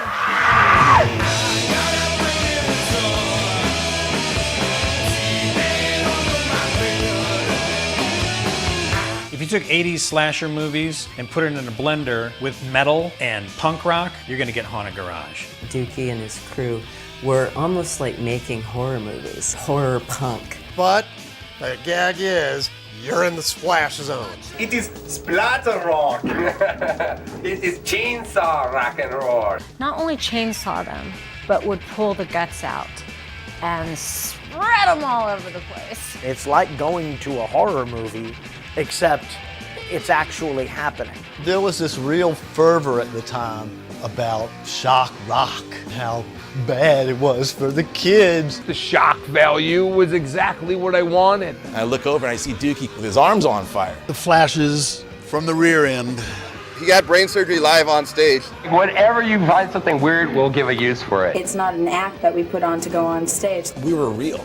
There was some shit being exercised right there. That was the raw stuff. You walk out of there feeling like you've maybe left the planet for a little while. Their legacy is they were unique. They did things that weren't being done, and they did things that were outside of people's comfort zones. Dookie was always just ahead of his time on that. But it really rocked hard. I mean, he had really good musicians in the band. We didn't want it to be only this deep. We wanted it to be this deep. It's Haunted Garage. That's the whole point of taking things too far. They just were doing it to have a good time and make you laugh. It was always fucking fun. Actually, we're a lot more stable than I think Bill Cosby. I don't know how to explain it. It exploded. Paul Stanley and Gene Simmons. Tom Waits was there. We blind Axl Rose. When you're sitting between Dookie and Elvira, it doesn't get any cooler than that. There were lines around the block to see Haunted Garage. They were the it band at the time. Those guys were gods to who they were gods to. Hey,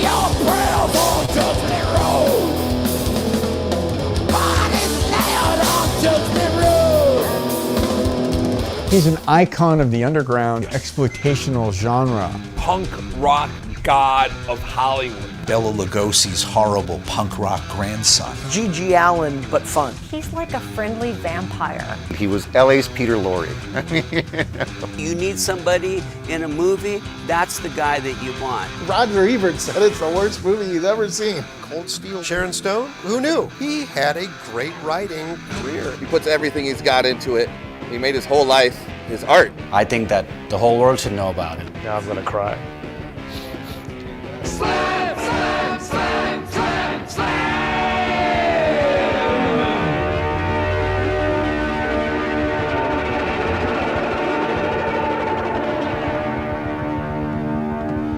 Wait a minute, you're gonna get this.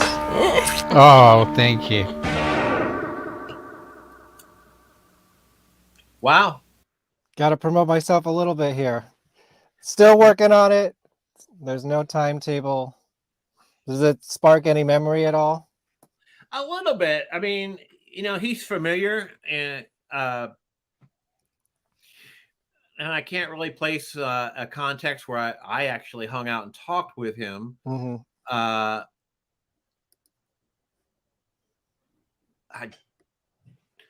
don't know that I saw the band perform, but looking at that trailer, there's so many similarities with that in the very early GWAR.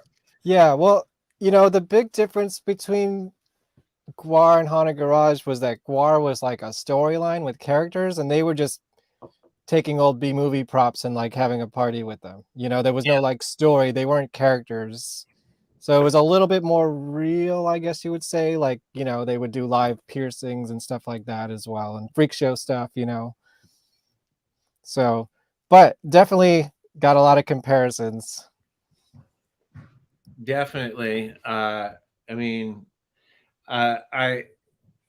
a lot of stuff that I saw in there that early GWAR stuff that we eventually quaffed our image to where it was all latex cartoony stuff, right, and not mixed in stuff that you got from the trash or whatever, yeah. White necklace, leather outfit, hey, with fangs, it's all cool and horrible and contrived.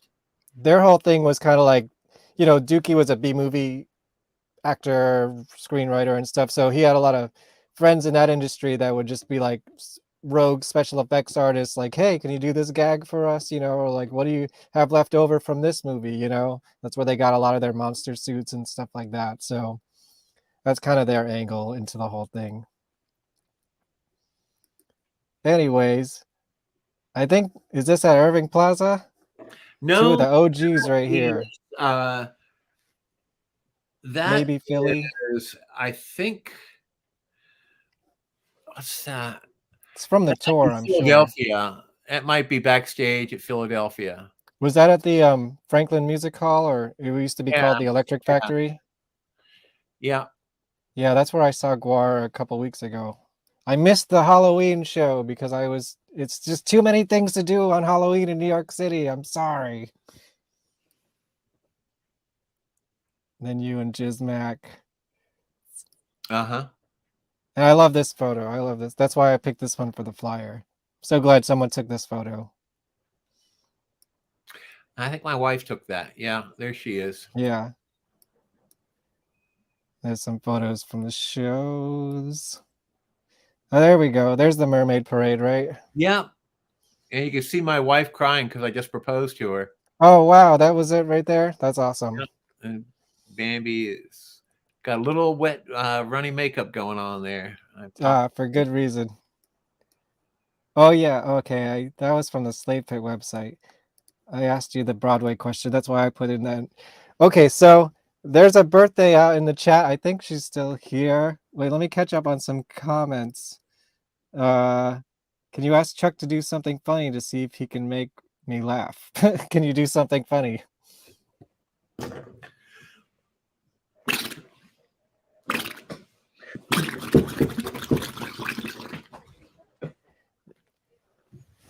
Delivered.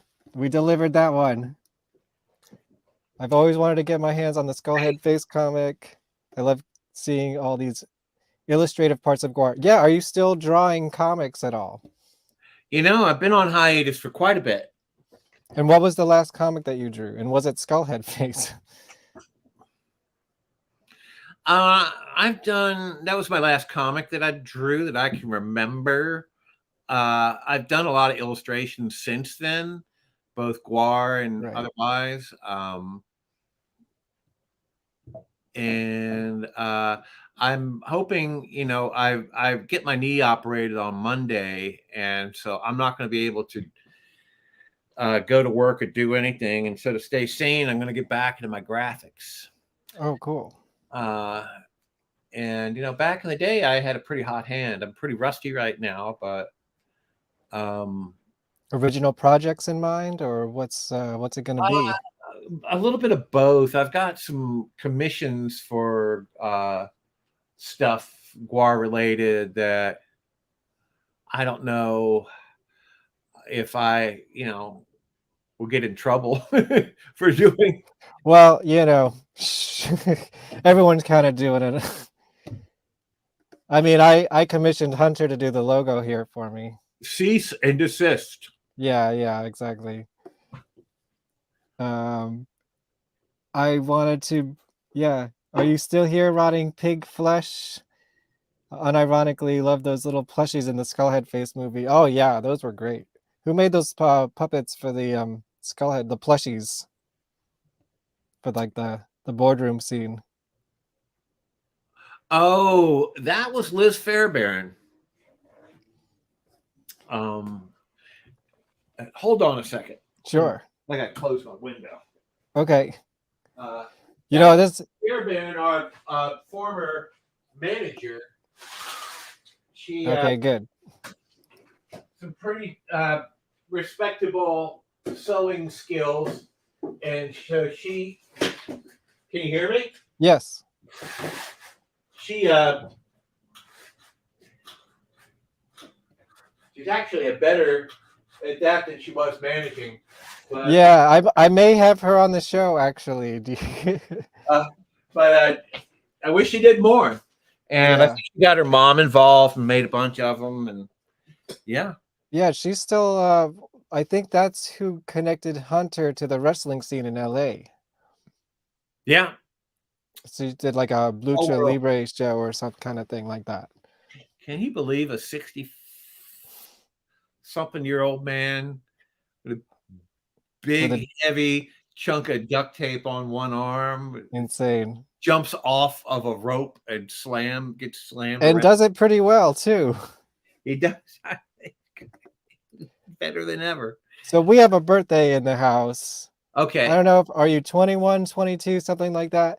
But she be underage. She loves Sexecutioner and she does some great art, and I wanted to show it to you. Okay. Wow. Have you seen these? This is wow.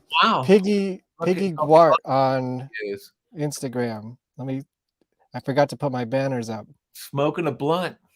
Perfect, right? I like it. There's a Ragnarok and roll. Wow, cool. Oh yeah, this reminds me. Tell me more about this whole storyline where Sexecutioner has a brain transplant every night. Oh, and how far did that go? Well, you notice the stitches around the top of his head. Right, exactly. And Otis also legal had brain transplants, and it was from our prodigious use of drugs. We went through a whole brain every day. We had to go out and harvest another brain and reboot. Yeah, I think that's a funny plot line that never got explored, as deep as it could have. It was one of those, much like Dave, when it was when we would rattle something off in an interview. Right. The next thing you know, it actually happens on stage. Yeah, like the World Maggot was one of those things. People like go, well, tell me more about this brain transplant. I'm loving this art. I wish people would have an art contest, and we start. I think I can merchandise these things. We could get some patches or something going. Maybe we could do it through the show if you'd like. I could put it out there right now. There's an art contest now. Executioner art contest, and the winner will get some original Chuck Varga art, and this will also possibly be a T-shirt design or some poster. I'm trying to raise money to help me. I've got some medical expenses, and I'm trying to promote yourself. Talk about your masks too.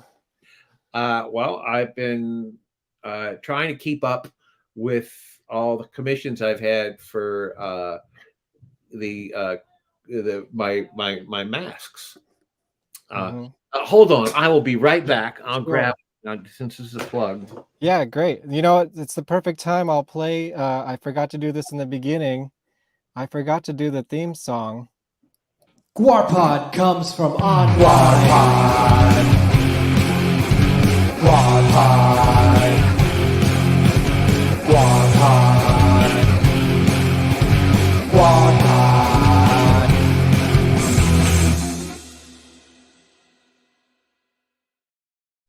Oh yeah. Well, maybe this is a perfect time to promote my upcoming shows here on GWARPod. We try to do this every 2 weeks, Wednesdays, usually at 9 o'clock, but stay tuned. You never know what's going to change. Coming up on the show, where are my flyers? No, those are the old ones. Oops, wrong slideshow. Colette Miller will be our next show, November 30th, Wednesday, 9 o'clock Eastern Time. That's where we are. And then just booked today. I'm doing my plugs while you were getting your thing. Oops. Right. Did I not add them to the slideshow? Oh, crap. Well, Matt Miner, one of the writers of the Orgasmageddon comic book, will be on in December. And then the rescheduled Paramorg, one of Techno Destructo's Space Dominatrixes, I believe that one's December 28th. So every other Wednesday, tune in to the channel, like, subscribe, all that shit. Let's see what you got. Now, this is the state of the art. They've come a long way over the years. Wow. Can you see, get a good view of that? Absolutely. Here, let me make you full screen. Whoops. And the real hardware. It's got, the badge on there, felted base, all made in my studio. And so, you can see the paint job. You see veins beneath the flesh. It's very detailed. Weeks to make one. There's a lot, it's not mad money, but it is a little side hustle. Mm-hmm. And I'd hope you enjoy making them as well, right? Or, well, yeah, I mean, it's your creation at least. When I've got so many that I gotta, it's killing me to keep up with. I had like this summer, I had like 20 that I had to make, and try to squeeze 20. It takes a solid week and I'm not talking about in my copious spare time. I mean, when I'm a week of 8-hour days to maybe crank one out, because there's a lot that goes into them. I got another version that I sell, and there's for people on Facebook, my favorite Bohab Whisperer, Frank Corbett, is the person to contact. Right. Yes. For all the fantastic GWAR merchandise. There's even a new Sexecutioner group on Facebook. Oh, really? Headed up by my new art slave, Travis Mullins. And he's selling these small heads of the original Sexecutioner. So GWAR slaves razzle and sell. If you are a resourceful bohab, you will find this on Facebook. Is it this? Let me see. Or I think that's a page, not a group. Oh no, that's one of my old pages. I haven't touched for a while. No, it's Sexcellent. I forget. I feel really bad that I don't know it right now. Excellent. That doesn't come up right away. Let me dick around on me Facebook here, and GWAR slaves buy, sell, trade, razzle. That's one place that you can hang out. That's one place, yeah. And let me see. There's some. It's called Excellent Chuck Varga Art and something else. Art and appreciation of the arts. Let's see. Oh, there it is. Wow, I can't believe there's a group that I didn't join. 35 members. Let's get this up to at least 50 tonight, guys. Let's everybody go to Facebook and like. Travis Mullins is a very talented bohab, and he has done all the GWAR characters.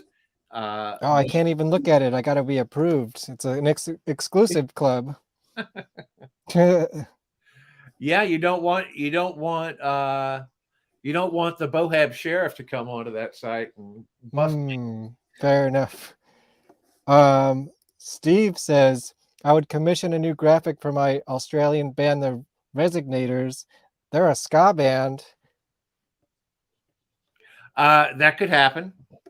That would be awesome. I'll have a lot of free time, and hopefully I'll have a hot hand and some good ink going on. And I'll go check out my last episode with Steve Douglas, all the way from the future. Great interview. I got a lot out. Thank you. Steve remembered a lot of stuff that I didn't. Yeah, I'm filling in all the gaps here, all the little pieces. You know, I really do appreciate this podcast. And thank you.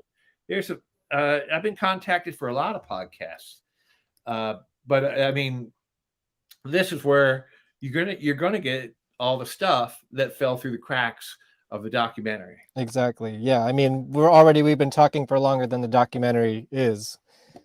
So, is there any? What did I miss? Tell me some good story about GWAR touring in New York in the early days. Okay. So the earliest days, one of the clubs that really supported us, that it was a place that we played for almost a solid year, was the Pyramid Club. Yeah, which again, for the second time since COVID closed down like 2 weeks ago, I was just there. I spent a good almost every weekend of my 20s in that basement, which was turned into like a mini club. Wow, it was. Yeah. So Pyramid's been going strong for years. It's not a concert venue anymore. It's more like a dance party spot. Yeah. But it's been a staple of New York. And I know I'm much younger. I am almost 40. But for the last 20 years of my life or so, I've been going to the Pyramid. Well, it's on Avenue A, and I guess like 6th, 7th, something like that. Yeah, St. Mark's about, and across from the Niagara Bar, where you have the Joe Strummer thing on the outside. And so it's a tiny club, and it was queer before queer was cool. Yeah, totally. And it had transvestites that would be dancing on the bar. And so it had the tiniest ass little stage you ever saw. It had a trap door in the back where a drummer would normally sit, I think. And so you're downstairs, which it wasn't a club then, it was a locker room. Mm-hmm. And, so you are rubbing your naked ass against transvestites who are also getting dressed down there. Mm-hmm. And then you had to squeeze your big ass costume through that little ass trap door. And yeah, there's like a small staircase, right? You got on there, and it was really, I don't know how we did it to squeeze all of us up there. And yeah, I bet. The story, I guess, is that we had a Dream Cobb one time. Oh, there you are. There, this is it right here. GWAR at the Pyramid. Yeah. Somebody bootlegged that. Yeah. Oh, that's Slaughterama. Oh, well, there's you, though. And the pregnant bag lady mask, yeah. Oh, yeah. So my story is Anton Reed Cobb used to be a part of our shows, and we had a bust of him that we put on a pedestal. That's what I was going to say before. I'll get back to it. Go ahead. And so basically, it was the head was hollow, and we would put a watermelon in there with a big flash pot. And that was, the guys that did the pyro for GWAR, they were fucking crazy with that pyro. And so I told my friend to say, you see that guy over there? That's Anton Reed Cobb. Watch him. He's going to do something special. And so, yeah. I did not know, but my friend bellied right up to Anton to see what he does. And Anton blew up with such a concussion that this guy looked like a bad Bugs Bunny Wile E. Coyote. Charcoal burned watermelon face. Thanks a lot, man. That's funny. Oh my God, it still splits me. His name was David Fitch. Anyhow, that was an early New York. Yeah, I don't know if Anton's in this particular performance here. You probably played there a couple times, right? We had a crazy performance at this place called the Rap Arts Center for the New Music Seminar. Oh yeah. Oh, that's what it was called. I always wondered what that venue was. And I'm gonna pull that up. We had I'd made this this figure that you could dismantle called Stubbles. That's when you did the MTV interview, right? I guess it's all it's all between the broads and the bologna sandwiches. It's all a beautiful blur. But so Stubbles came flying in on a cable too, and he knocked me down on the stage, and then I sang my song and dismantled him. Yeah, this one. I think this is the New York seminar show. That's some basement here where we did it.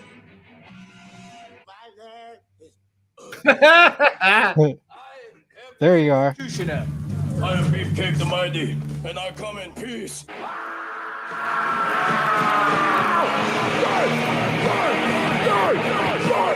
I am Flatus Maximus.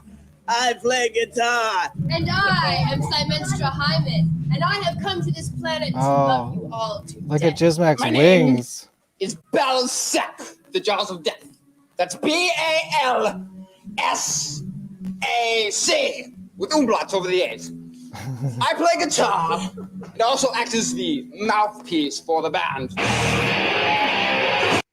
Anyways, I think that's the New York seminar show. Human, kill yourself! No! Don't kill him yet. We need the publicity. Oh, that's right. If you are reviewing this, you are probably already dead by now. So where did the accent come from? Oh my God! I played with a lot of stuff. I wanted the Sexecutioner to be a cross between Inspector Clouseau and the Marquis de Sade.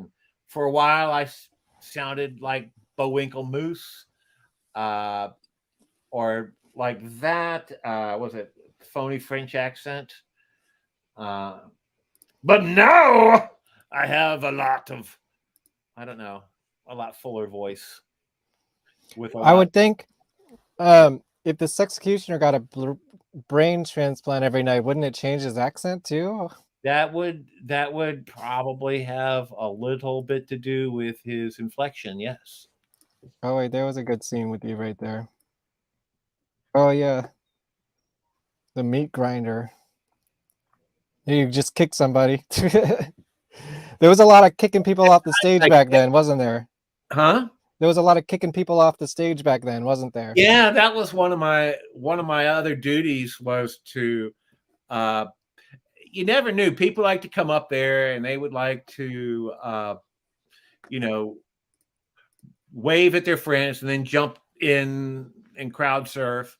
And I was all for that. I would love to pretend like I slit their throat and popped a blood bag on them, threw them back. But there were some who wanted to steal a prop, or they'd actually take a poke at you, and you'd have to size them up real quick. And so one of my favorite maneuvers was, and I've said this in multiple interviews, I would distract people with the axe, and they would grab it, and then I'd kick them in the balls, and then the slaves, meanwhile, would come over to them and undo their pants, and their pants would be down to their ankles. and they're flopping around like a mackerel. And then I'd really give them a nice little whack into the crowd. And being in the bottom of that thrash pit with your pants down to your ankles, not a good thing. Ew, not in that GWAR pit. Man, everyone's slipping on that floor from the blood and everything. Oh, there was one, we did a show in New Orleans, and this is where if you ain't ballsack, you ain't shit. Oh, the origin story for that. I never heard this. Yeah, well, there were these guys that were, we pull up at about like 1 p.m. into the parking lot of Storyville. Which tour was this? Do you remember? It was like a Post-Gwar. It was like before Post-Gwar, Post-Gwar. It was like, an 87 thing, first, maybe second time around in New Orleans. Did you have the school bus yet? Oh yeah, it was Yeah, it was definitely the school bus, probably the first school bus. Mm-hmm. And anyhow, so there's these guys in the parking lot. They're already partying. One guy's like wearing a 12-pack box for a head. He goes, "You ain't ballsack, you ain't shit." And like he's got these like short, like swim trunks on. He's all ready for that spew. And he's got like a whistle around his neck, and he's blowing into it. And he's always saying, "If you ain't ballsack, you ain't shit." And so he it was the crowd was crazy, and there was this huge bouncer, just one big black guy, looked like he could be the nose tackle for the Saints, and like this guy got up there on stage and started to like blow into his whistle, and that security guard just picked him up and threw him into the crowd, right into the evil thrash pit. Mm-hmm. And I never saw him again, but like we were cleaning up, after the show. We're always looking for interesting things, and we found that whistle. Oh, wow. All that was left of it. That's funny. I remember, anyhow, it gets mixed up with so many other stories about people that got on stage and it didn't turn out well for them. That was back when people could get on stage. Yeah, that was definitely the punk rock days. Yeah. And Steve had his episode at the Limelight. No, it's City Garden. Oh, what happened at I mean, I've heard a bunch of City Garden stories. I'm not sure which one this is. Well, this one was the infamous one with the spew chandelier. Mm-hmm. That's on YouTube, I believe. Really? I think so. Man, I would love to see that. Well, let me see if I can pull it up. Which I think is different than the show you did there with Danzig. Yeah. And it's a very early one. Probably, I think Danzig might have been our first one there. Was it? Because I know you played there the first time Danzig did a solo show, and he got mad because in the middle of his set, people were shouting for GWAR. That's what I heard. Yeah, well, I mean, I've heard that from multiple sources. Like I say, there's a bootleg of the Danzig performance, so I'd have to listen for it. So there were a bunch of skinheads, and they took a dislike to us. And here's one of them. Was it a wrestling show?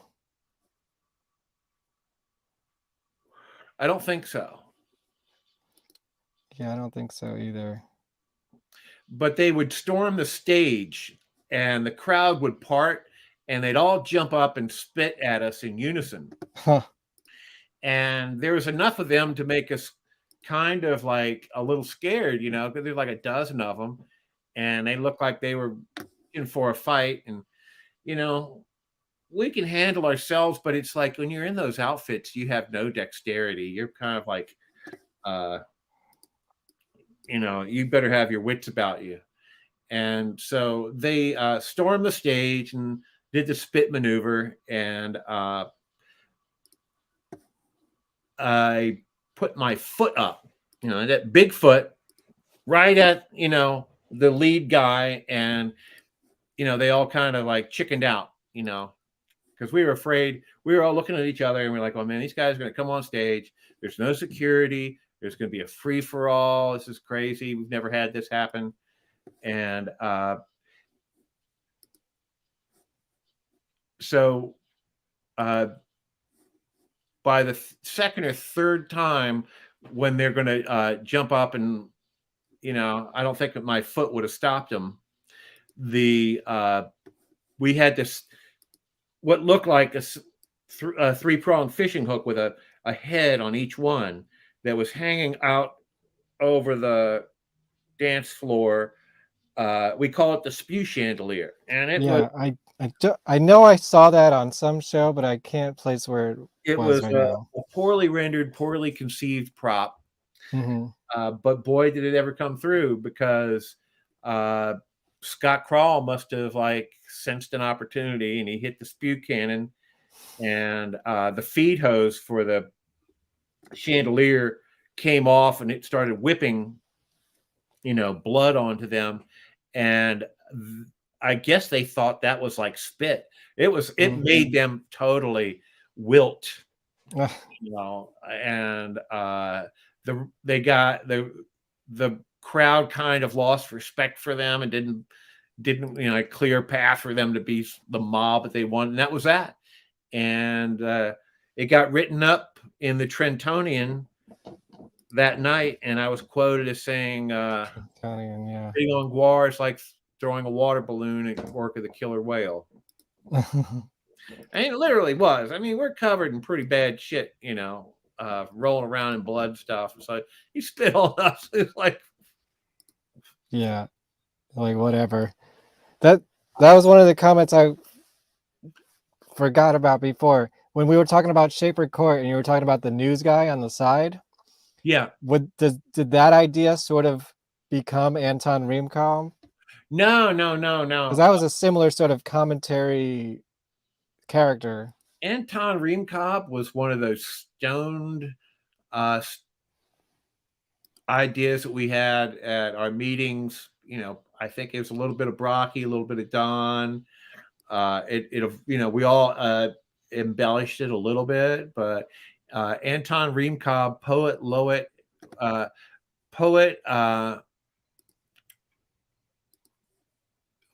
and patron of the arts. Right. And he was, he was basically a disembodied head that could sometimes float around, and he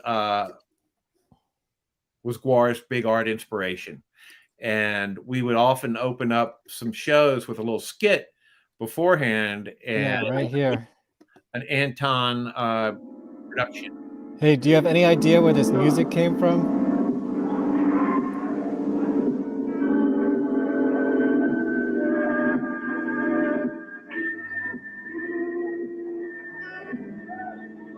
Well, Dave Muscle was doing all the background sounds at that time. Right. So, yeah, I'd love to talk to him. Yeah, good luck with that. He's a host. He used to be like my best friend. He just kind of like. There's this one too. I always wondered what this was.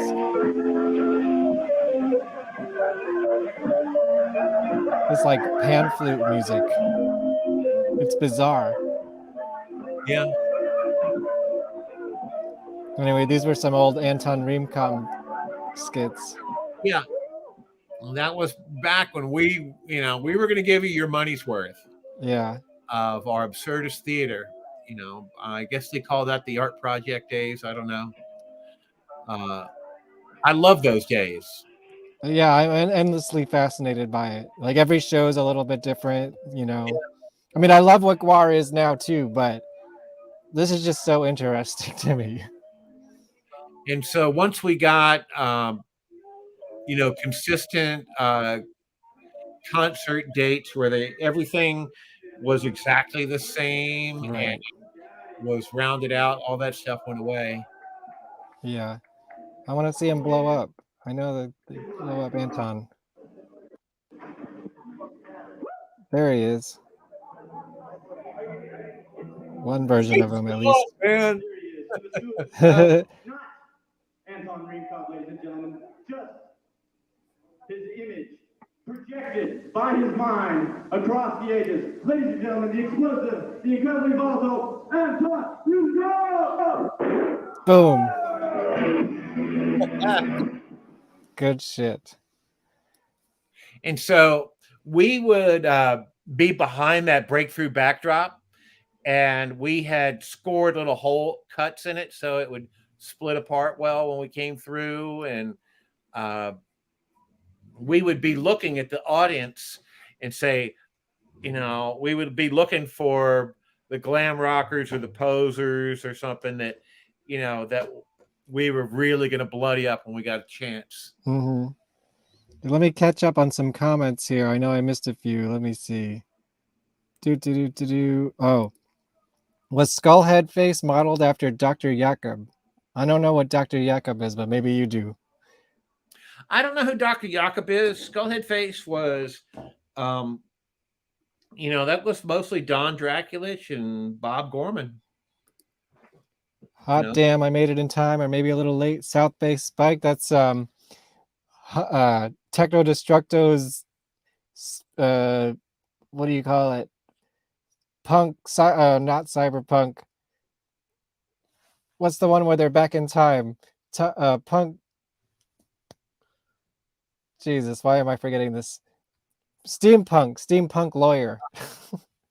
Is steampunk Techno Destructo's steampunk lawyer. Oh, wow. Yes. Maybe they can do me some legal. I got I know. Issues. Southway Spike, get together with Sexecutioner here. They can make me expand, make it so I can expand my product line. My man Sexy fuck you up in a minute, of course. Yes, classic.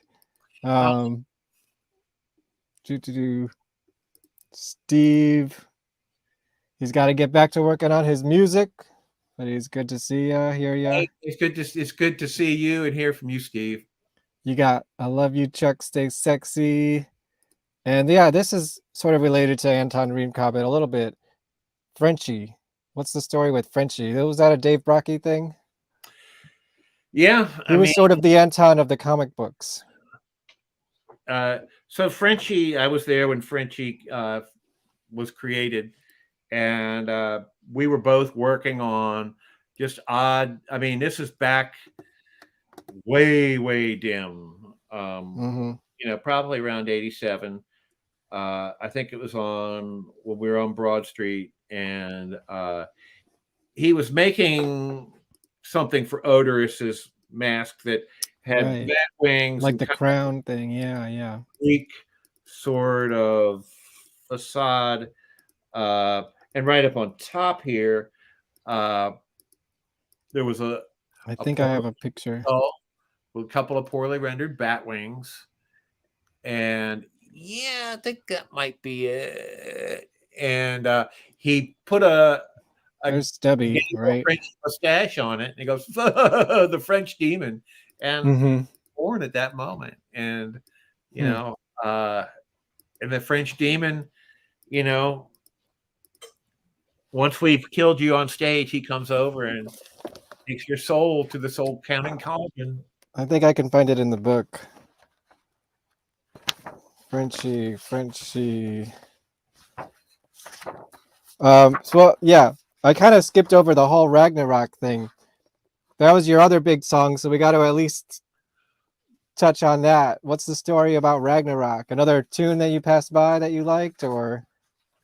Well, you know, I wished I could have had another chance to, you know, we didn't have a lot of time there in the recording studio. It was like almost like one and done, you know, and so I never really, anyhow, that song is all about, you know, it was a concept record about, you know, how many times have you seen a comet destroy the planet? And I thought that was the first one, and I was inspired by a Weekly World News cover for that. But I think that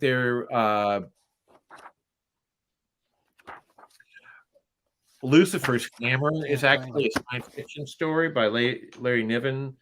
It talks about the pandemonium that takes place on Earth when once people realize they've only got a couple weeks to live.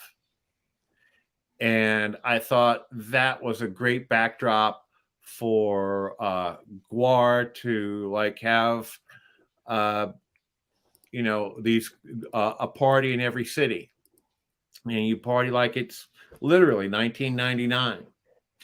And society would become fragmented in so many funny and bizarre ways. We had a wonderful insert that never quite made it into the record. Oh, really? I love the Ragnarok inserts. What was missing in it? Oh, well, there's a lot of pictures and stuff that didn't make the copyright. There's a lot of copy that just got lost. It was much more elaborate and better. And then let me pull out my record. For the release didn't really. It was kind of you know, Hunter had a good time making the video, but it didn't really support. You need a magnifying glass to see all this stuff. I was hoping, you know, that, hey, wow, maybe I'll get a music video for a change, but no. No, but there was the Surf of Sin video. Well, that's what I'm talking about. That's what I'm talking about, you know? Yeah. And that was, you know, it was great for him to have the monster destroy the city video that he always wanted. But I didn't feel that, you know, it was going to ever really going to get on MTV. And yeah, it wasn't really the pop song of so it was kind of like a, you know, a masturbatory thing, you know, in that way. I mean, if you want to support your product, you take the title song and make it to a great music video, and it can have all those things. But what we had was, you know, Mystery Science 2000. Did you ever like storyboard a video for Ragnarok or have a conception of it? I was never brought into that. Okay. There were at that point, Hunter and I, you know, if there was some shit. Well, we just weren't, you know, there was bad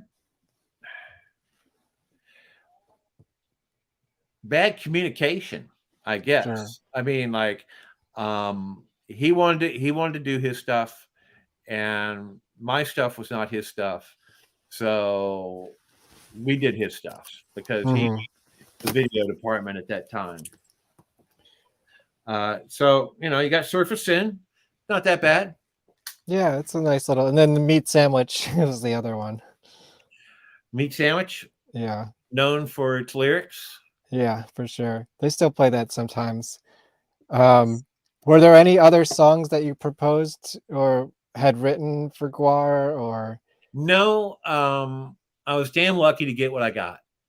Sure. No, the band is their own thing, and they don't like to get any suggestions from the art camp. Gotcha. At least back then. And so I was damn lucky to get that. One of my speaking of the inserts of Ragnarok, I always like to ask people this.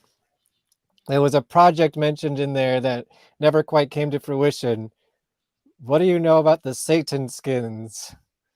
Oh, well, Satan skins was, you know, one of these offshoot.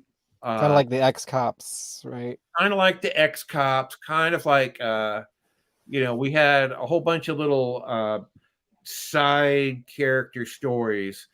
And anyhow, Satan skins were, back in the day, you had all kinds of different, you had Nazi punks, you had peace punks, you had, you know,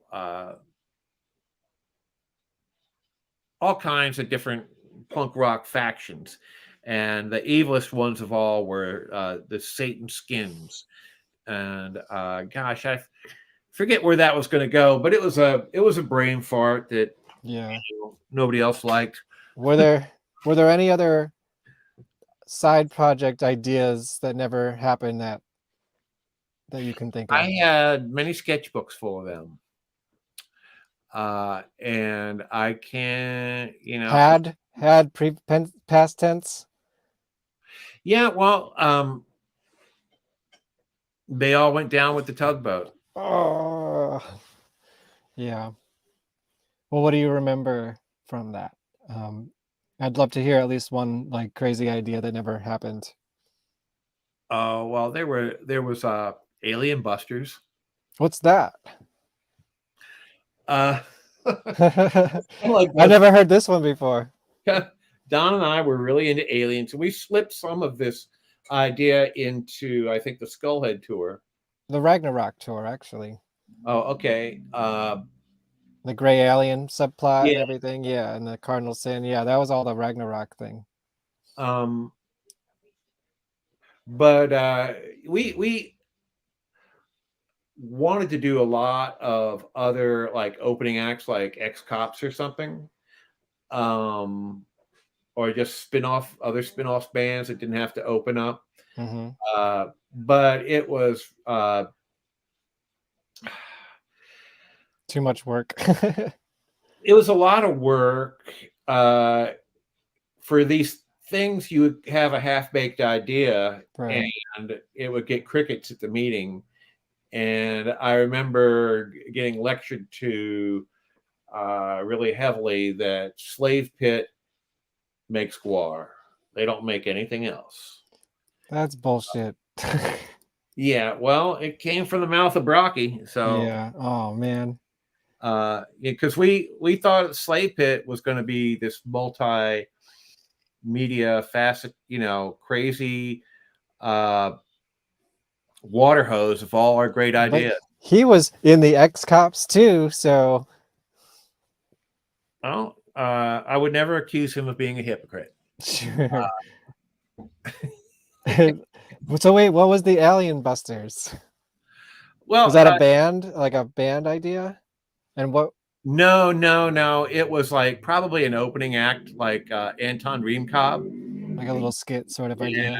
We'd have a skit. We'd probably have an alien. We'd have like, Don and I were coming up with these characters. Probably ties in with his story called Rednecks from Hell.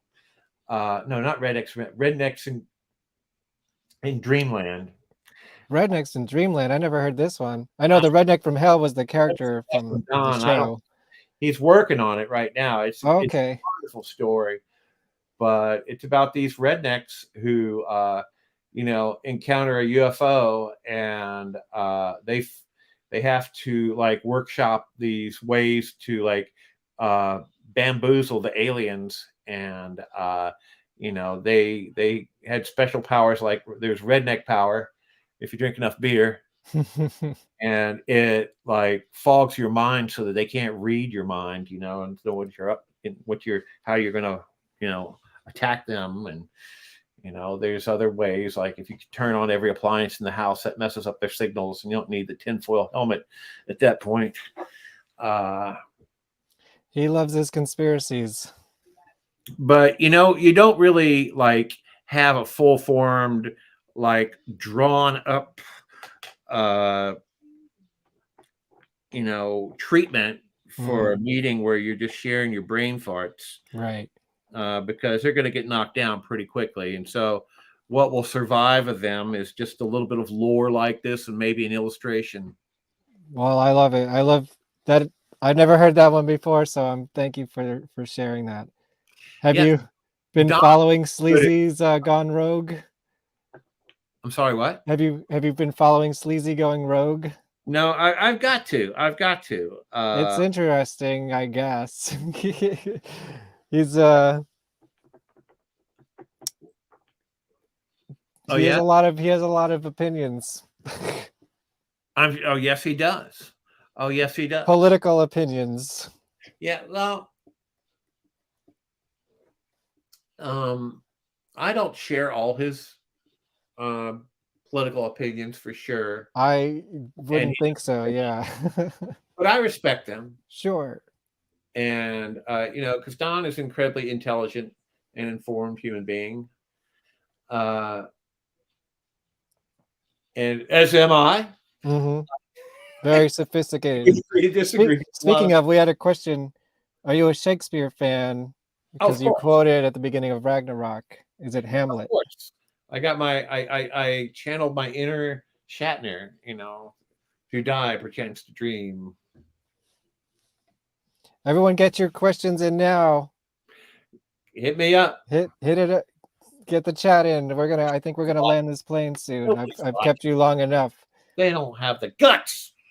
Do you have a favorite GWAR era or tour? Storyline. I know Don's is the Ragnarok, the aliens and everything. I think it was Ragnarok or Skullheadface, but that's when we were really hot. Yeah, for sure. And there's also I really did the Scumdogs days because we were a real fresh sensation. Yeah. We were new and radical, and we were the band to see. Mm-hmm, for sure. You had to catch it. Those were when everybody's coming up to you, telling you how brilliant you are. It's pretty amazing. To be a rock star, to be a fucking genius, or whatever people thought. That was a good time, a good feeling.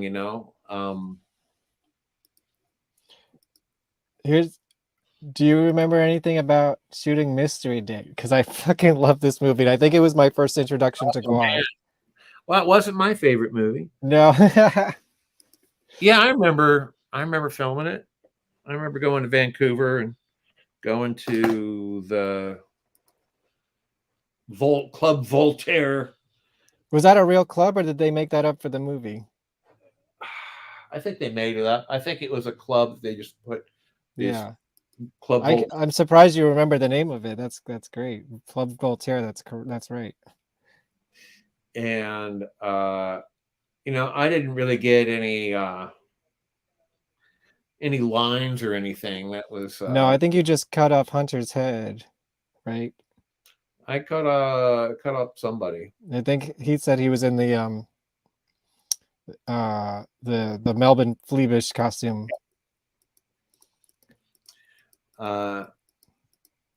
That's all I remember. I get that mixed. I hardly remember Empire Records. Right. Yeah. Well, that was just part of your regular show that night, so that was a little different, I think. Yeah. Have you listened to the new GWAR record? No, I haven't. Oh man, really? Are you going to? Do you keep up with GWAR? Sort of, musically and. I won't tell. Well, we're not live or anything. Oh, I don't. It's just not my. It's just not my go-to. I've got one of their records from the last one, The Blood of Gods. I've got that vinyl and I've listened to it. Things, what I've heard isn't as catchy as the stuff from back in my day, but maybe that's just my bias. I think you should listen to the new record. I actually think it might be the best GWAR album. Well, maybe I'll listen to it then. Yeah, I think it's brilliant. Anytime that they want to send me a record, they can, I'll be happy to give it a review. You can listen to it for free on Spotify. You want the record? Someone get this man a record. You should listen to it on Wax. I'll listen to it on YouTube or something. I think it's actually could be what I would give a new GWAR fan like the first listen. Personally, yeah, I think it's that good. Interesting. Yeah. Better than Blood of Gods. That was a good start. That was like that band being that. This is like that band being comfortable with themselves. This is a good year for GWAR. They've got It is. Yeah, lots of stuff happening. tours. They've got the documentary and this record. Mm-hmm. Better be something in my royalty statement. Let's see. Yeah, right. Yeah, isn't the slave pit organization supposed to keep track of all that stuff? Yeah. Wasn't that one of Dave's like greatest accomplishments was creating the business? That's what he said, Finally I getting think. incorporated and then finally getting that organized enough to where our different product cycles determined how much we got out of the kitty. Mm-hmm. Will you be selling art prints in the future? I will be as soon as I come up with some new art. Awesome. And Frank Corbett is the man who will be distributing them. Yeah, join the Facebook groups. And I encourage people, there's a Sexecutioner t-shirt contest. Yes, right. The winner will have the t-shirt. I'll have it printed up and sold to bohabs throughout the world. Yeah, and maybe we can mock up a flyer for that. Will go towards me with, and as well as paying them handsomely for doing the design work. Awesome. And your Jesus handpiece, any other novelty or whatever, any other, as long as you're not bootlegging me, right? We can come to terms with Sexecutioner merchandise. You heard it here first. I don't have the same rules as Slave Pit. Right. We can have fun here. Right. Between a lot of the artists, Chuck's pencil work blows me away. What is the Jesus handpiece? That's one of me, when I'm drawing stuff, horrible scenes throughout history. And that's the crucifixion. Wait, is that a GWAR thing or? Huh? Is that an independent from GWAR piece? Oh, totally. This is where I want to go, is doing, illustration of stuff that is in my own head, because I'm kind of tired of doing GWAR. Sure. Yeah. Yeah. I want to see what else, the other creative juices, of course. And so I'll be doing that. I've got several commissions already. And so they'll be out there, and I will turn these into prints, and I'll sell them for, not Stay much. tuned. But everybody will be able to have some good old Chuck Varga art in their house to discuss their parents with. Will you do one more GWAR-oween? Anything's possible, but I'm pretty beat up these days, Coach. I don't know if I could take another one. You've been a huge inspiration. The is Heaven No is still one of my favorites. Which one is that? That is that controversial origin of the startling saga of the Sexecutioner. And the very end splash panel, the Sexecutioner is cooking up some Vaseline, and he's surrounded by underage teenage girls, and they're all like, torturing him. And to him, that's just happened to him. You are a legacy piece. Keeping up with GWAR is something you don't need to do. Yeah, no, we don't have to. GWAR, send Chuck a fucking pressing. Yeah, send him a record. First listen has to be Scumdogs. Okay, you're disagreeing with me. That's fine. I would say Scumdogs is also an introduction piece, although it's not. I think it's a great introduction and the pivotal moment, but it's not my favorite GWAR record. What is Chuck's favorite creation? That I've done? I'm not sure. I guess you can interpret that one. What's my favorite creation of all? I've never. I've guessed of yours, yeah. A lot of my creations were collaborations. And truly, everything at the slave pit, no one person did all by themselves. Mm-hmm. And I had a great time working on some of the Gorgors with Don.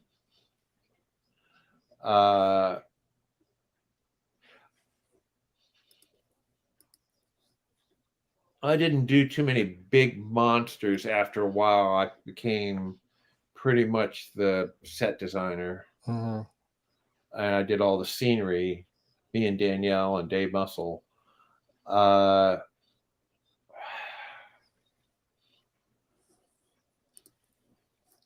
shoving my money out here. Saving my money, I think. I'd kill for any merch of sexy I can get my hands on. Well, it's out there. Go get it. Getting what? Sexy merch. Oh, yeah, The demand is, yeah, exactly, right? I'm for a limited time, they were only $650. But now that they've got so much, I've added so much other shit, and they're limited. They're, Yes. I'm lucky if you get one for $1,000. I might be able to talk me down, but Join up with GWAR Fans Unite. Frank Corbett will hook you up. Yes. Prince, and I don't know. I got to get my merchandise shit together. Frank keeps on bugging me for that. That's why I need help. I guess this is sort of the similar question. What I think it's supposed to be piece of art that you were involved makes you most proud? Yeah, that's a similar question. Pieces of GWAR art? I guess just any art.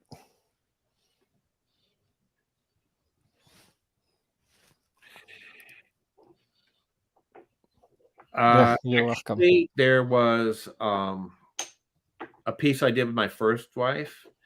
People don't know this about me, but after I left GWAR, I married an art professor, and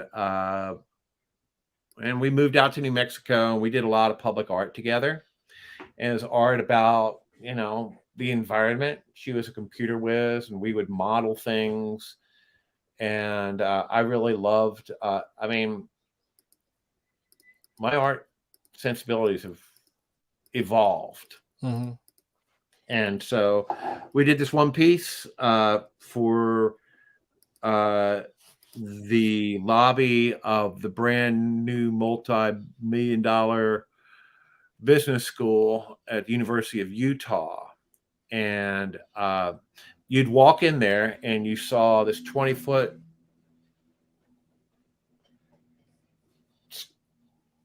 in diameter, I guess. It looks it looks like a window out to the sky. You can see the sky, but it's been etched through the building in the shape of the Great Salt Lake. And you're like, that's kind of interesting. And the weather that you saw, what you saw was not the actual outside. It was computer generated weather based on actual current stock market information. And so when the stock market was doing bad, you had bad weather in it. It was called E-Oculus. Is there a photo or a video of this anywhere?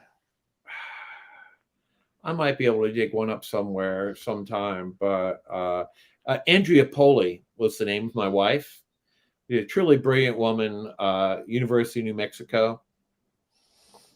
I really liked doing art with her. And that piece was so beautiful. Now, I've done a lot of gore effects. I've done a lot of props for movies and Broadway. Any movies that you want to shout out that you worked on? Now, I did the spaceship for Cowboys and Aliens. That was one that I actually got credited as lead sculptor. I did the magic wands for Harry Potter on Broadway. That's still running, isn't it? Yeah. Yeah. Right across from the Phantom of the Opera. That's my theater, man. I'm obsessed with the Phantom of the Opera. Do you have a favorite Phantom of the Opera? Huh? Do you have a favorite Phantom of the Opera version? No, I don't. Although I think I worked on it. Our special effects company did that Phantom every year. We had a piece of every Broadway show, whether it was just renting out lights or we'd come up with different special effects systems if you wanted to have different types of atmospheres or confetti or anything that's considered a special effect. Wait, so you worked on something for Phantom? What was that? I forget. I remember they were one of our clients. So I mean, that opened in the 80s. I think it was I had to repair this light over and over. The chandelier that drops from the ceiling? No. They had like a strobe light that was like okay. We made a lot of money off of this one cheesy light that we had converted to a strobe light, and it would break down and I would repair it. We would supply them with other odd stuff. I haven't seen Phantom yet. So Oh, well, it's closing and now is the time to go do it. Yeah. Do you want to come see Phantom with me? Maybe. I'm trying to go at least one more time before it closes in February, so. Okay, well, hopefully I'll be up and walking by then. Yeah. Keep me updated. That'd be fun. That would be fun. It's worth seeing at least once, you know. It is a spectacle if you like spectacle. It's the original Broadway spectacle. Oh, that's Broadway is so awesome. Yeah. And I don't, back in the day. I don't go as much as I would like to because, it's time and money, but yeah, but I respect it a lot. Well spent. You're not. Yeah, it's true. It's true. It's as good as it gets. You're going to get the best acting and the best theater of a lifetime. You're going to be, breathing the same air as this actor who's just delivering this performance that, it's as good as it gets. Wolfgang says you're such a beautiful human, Chuck. I learned something new every time you speak. Thanks for making this interview happen. Well, yes, Thank you as well. Well spoken, Wolfgang. You are Eoculus visual. Sounds fucking amazing. Definitely sounds like something to be proud of. Awesome, man. Is there anything else you want to share with the world that I did not touch on? I think maybe we'll have another podcast. Yeah, we could definitely do a part 2. There's no limit. There's never. But I'm usually asleep an hour ago. Right. Yeah. No. I think it's time. I think we did it. Good. I'll close with maybe we could run commentary over this. I found another fun clip from the GWAR video that is one of your fight scenes. Cool. So I thought we could close on that. For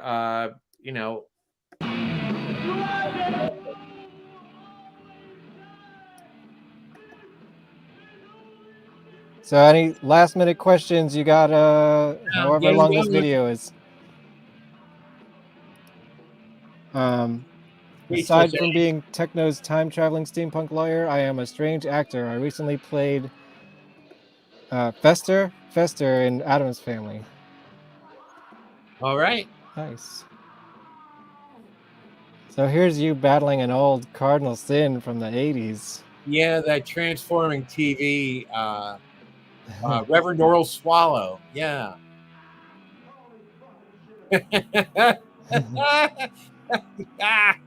Oh no, it was Satan Claus too. I forgot. Oh yeah, that's right. That was the best show, that Christmas show.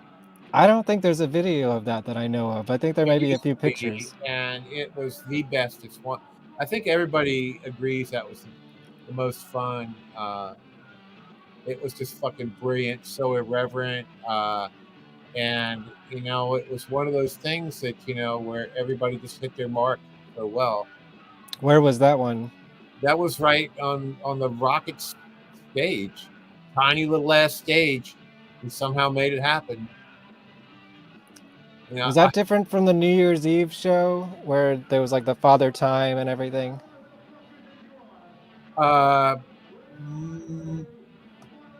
Might have been the same. Did it have the three-headed wise man? I'm not sure. There's a couple pictures in the book, but I've never seen a video of it.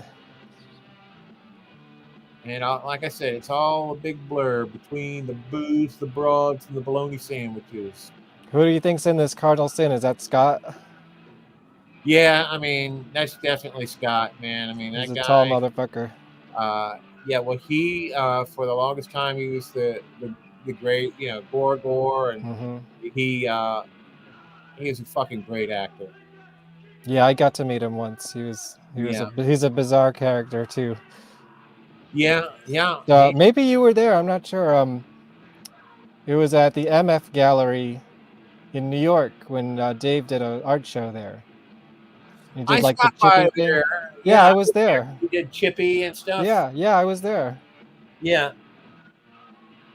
Martina and Frank, I got to get them on the show. Yeah, they're like friends of mine from back then. Acquaintances, friends, whatever. Yes, Chuck, come back after you heal. Godspeed, much love, and good luck in surgery, indeed. Thank you. Thank you very much. Wonderful to hear what you say. The new Scott is as dedicated of a slave as Crawl. What? Yes, I'd love to talk to Scott too. If you're out there listening, come on my show. I'll skip through this. Oh, there's Otis now, I think. I want to see the epic ending of this battle. Do you have a favorite GWAR song? Oh, I think it might be "America Must Be Destroyed." Dude, that's probably mine too. That's that's up there for me. I love that track. I really like that. And the sampling, that was like the sampling. They kind of went off into different territory. The Lost Poets. No, the Last Poets. What were they called? Yeah, they were the Last Poets. The original rap band. Yeah. Wow. Yeah, I love that track. GWAR was definitely on that sampling game. Ahead of its time, for sure. Yeah, and all like the Evil Dead samples and like the Three Stooges and stuff. Well, the Dave Muscle had a sampler.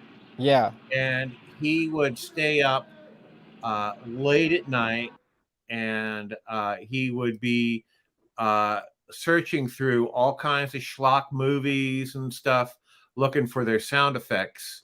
And he'd record them, and then it wasn't as easy as just like, oh, okay, well, I've got this little recorded bit.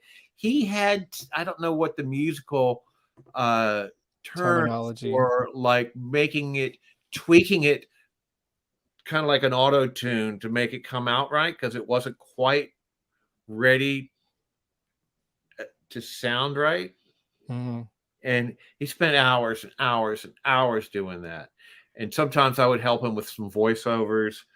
I mean, that is very missed. Yeah, I think so too. I don't know if I've ever seen a GWAR show with a sampler, because I started going in like 2099, just because that's like when I was old enough to finally go to GWAR shows. Yeah. But I've been a fan since 1994. So it's been a good 30 years. Hello and goodbye. I think this is the end. Thank you so much. And yeah, let's definitely do this again. And yeah, let's talk offline later in the week. We'll set up this art contest. Yeah, thank you, Kevin. Thank you. Of course. Thanks everybody out there. And till we meet again. Until we meet again. I'll see you later. And I'll do my theme song one more time for the ending. Did you get to hear the theme song? I think you were getting your mask. There's too many booze and broads and bologna sandwiches. Oh no. All right. Goodbye, everyone. Come back in 2 weeks. We'll have Colette Miller every other Wednesday until the end of the year, at least. See you later. I'm cutting you off. GWARPod comes from on GWARPod. GWARPod.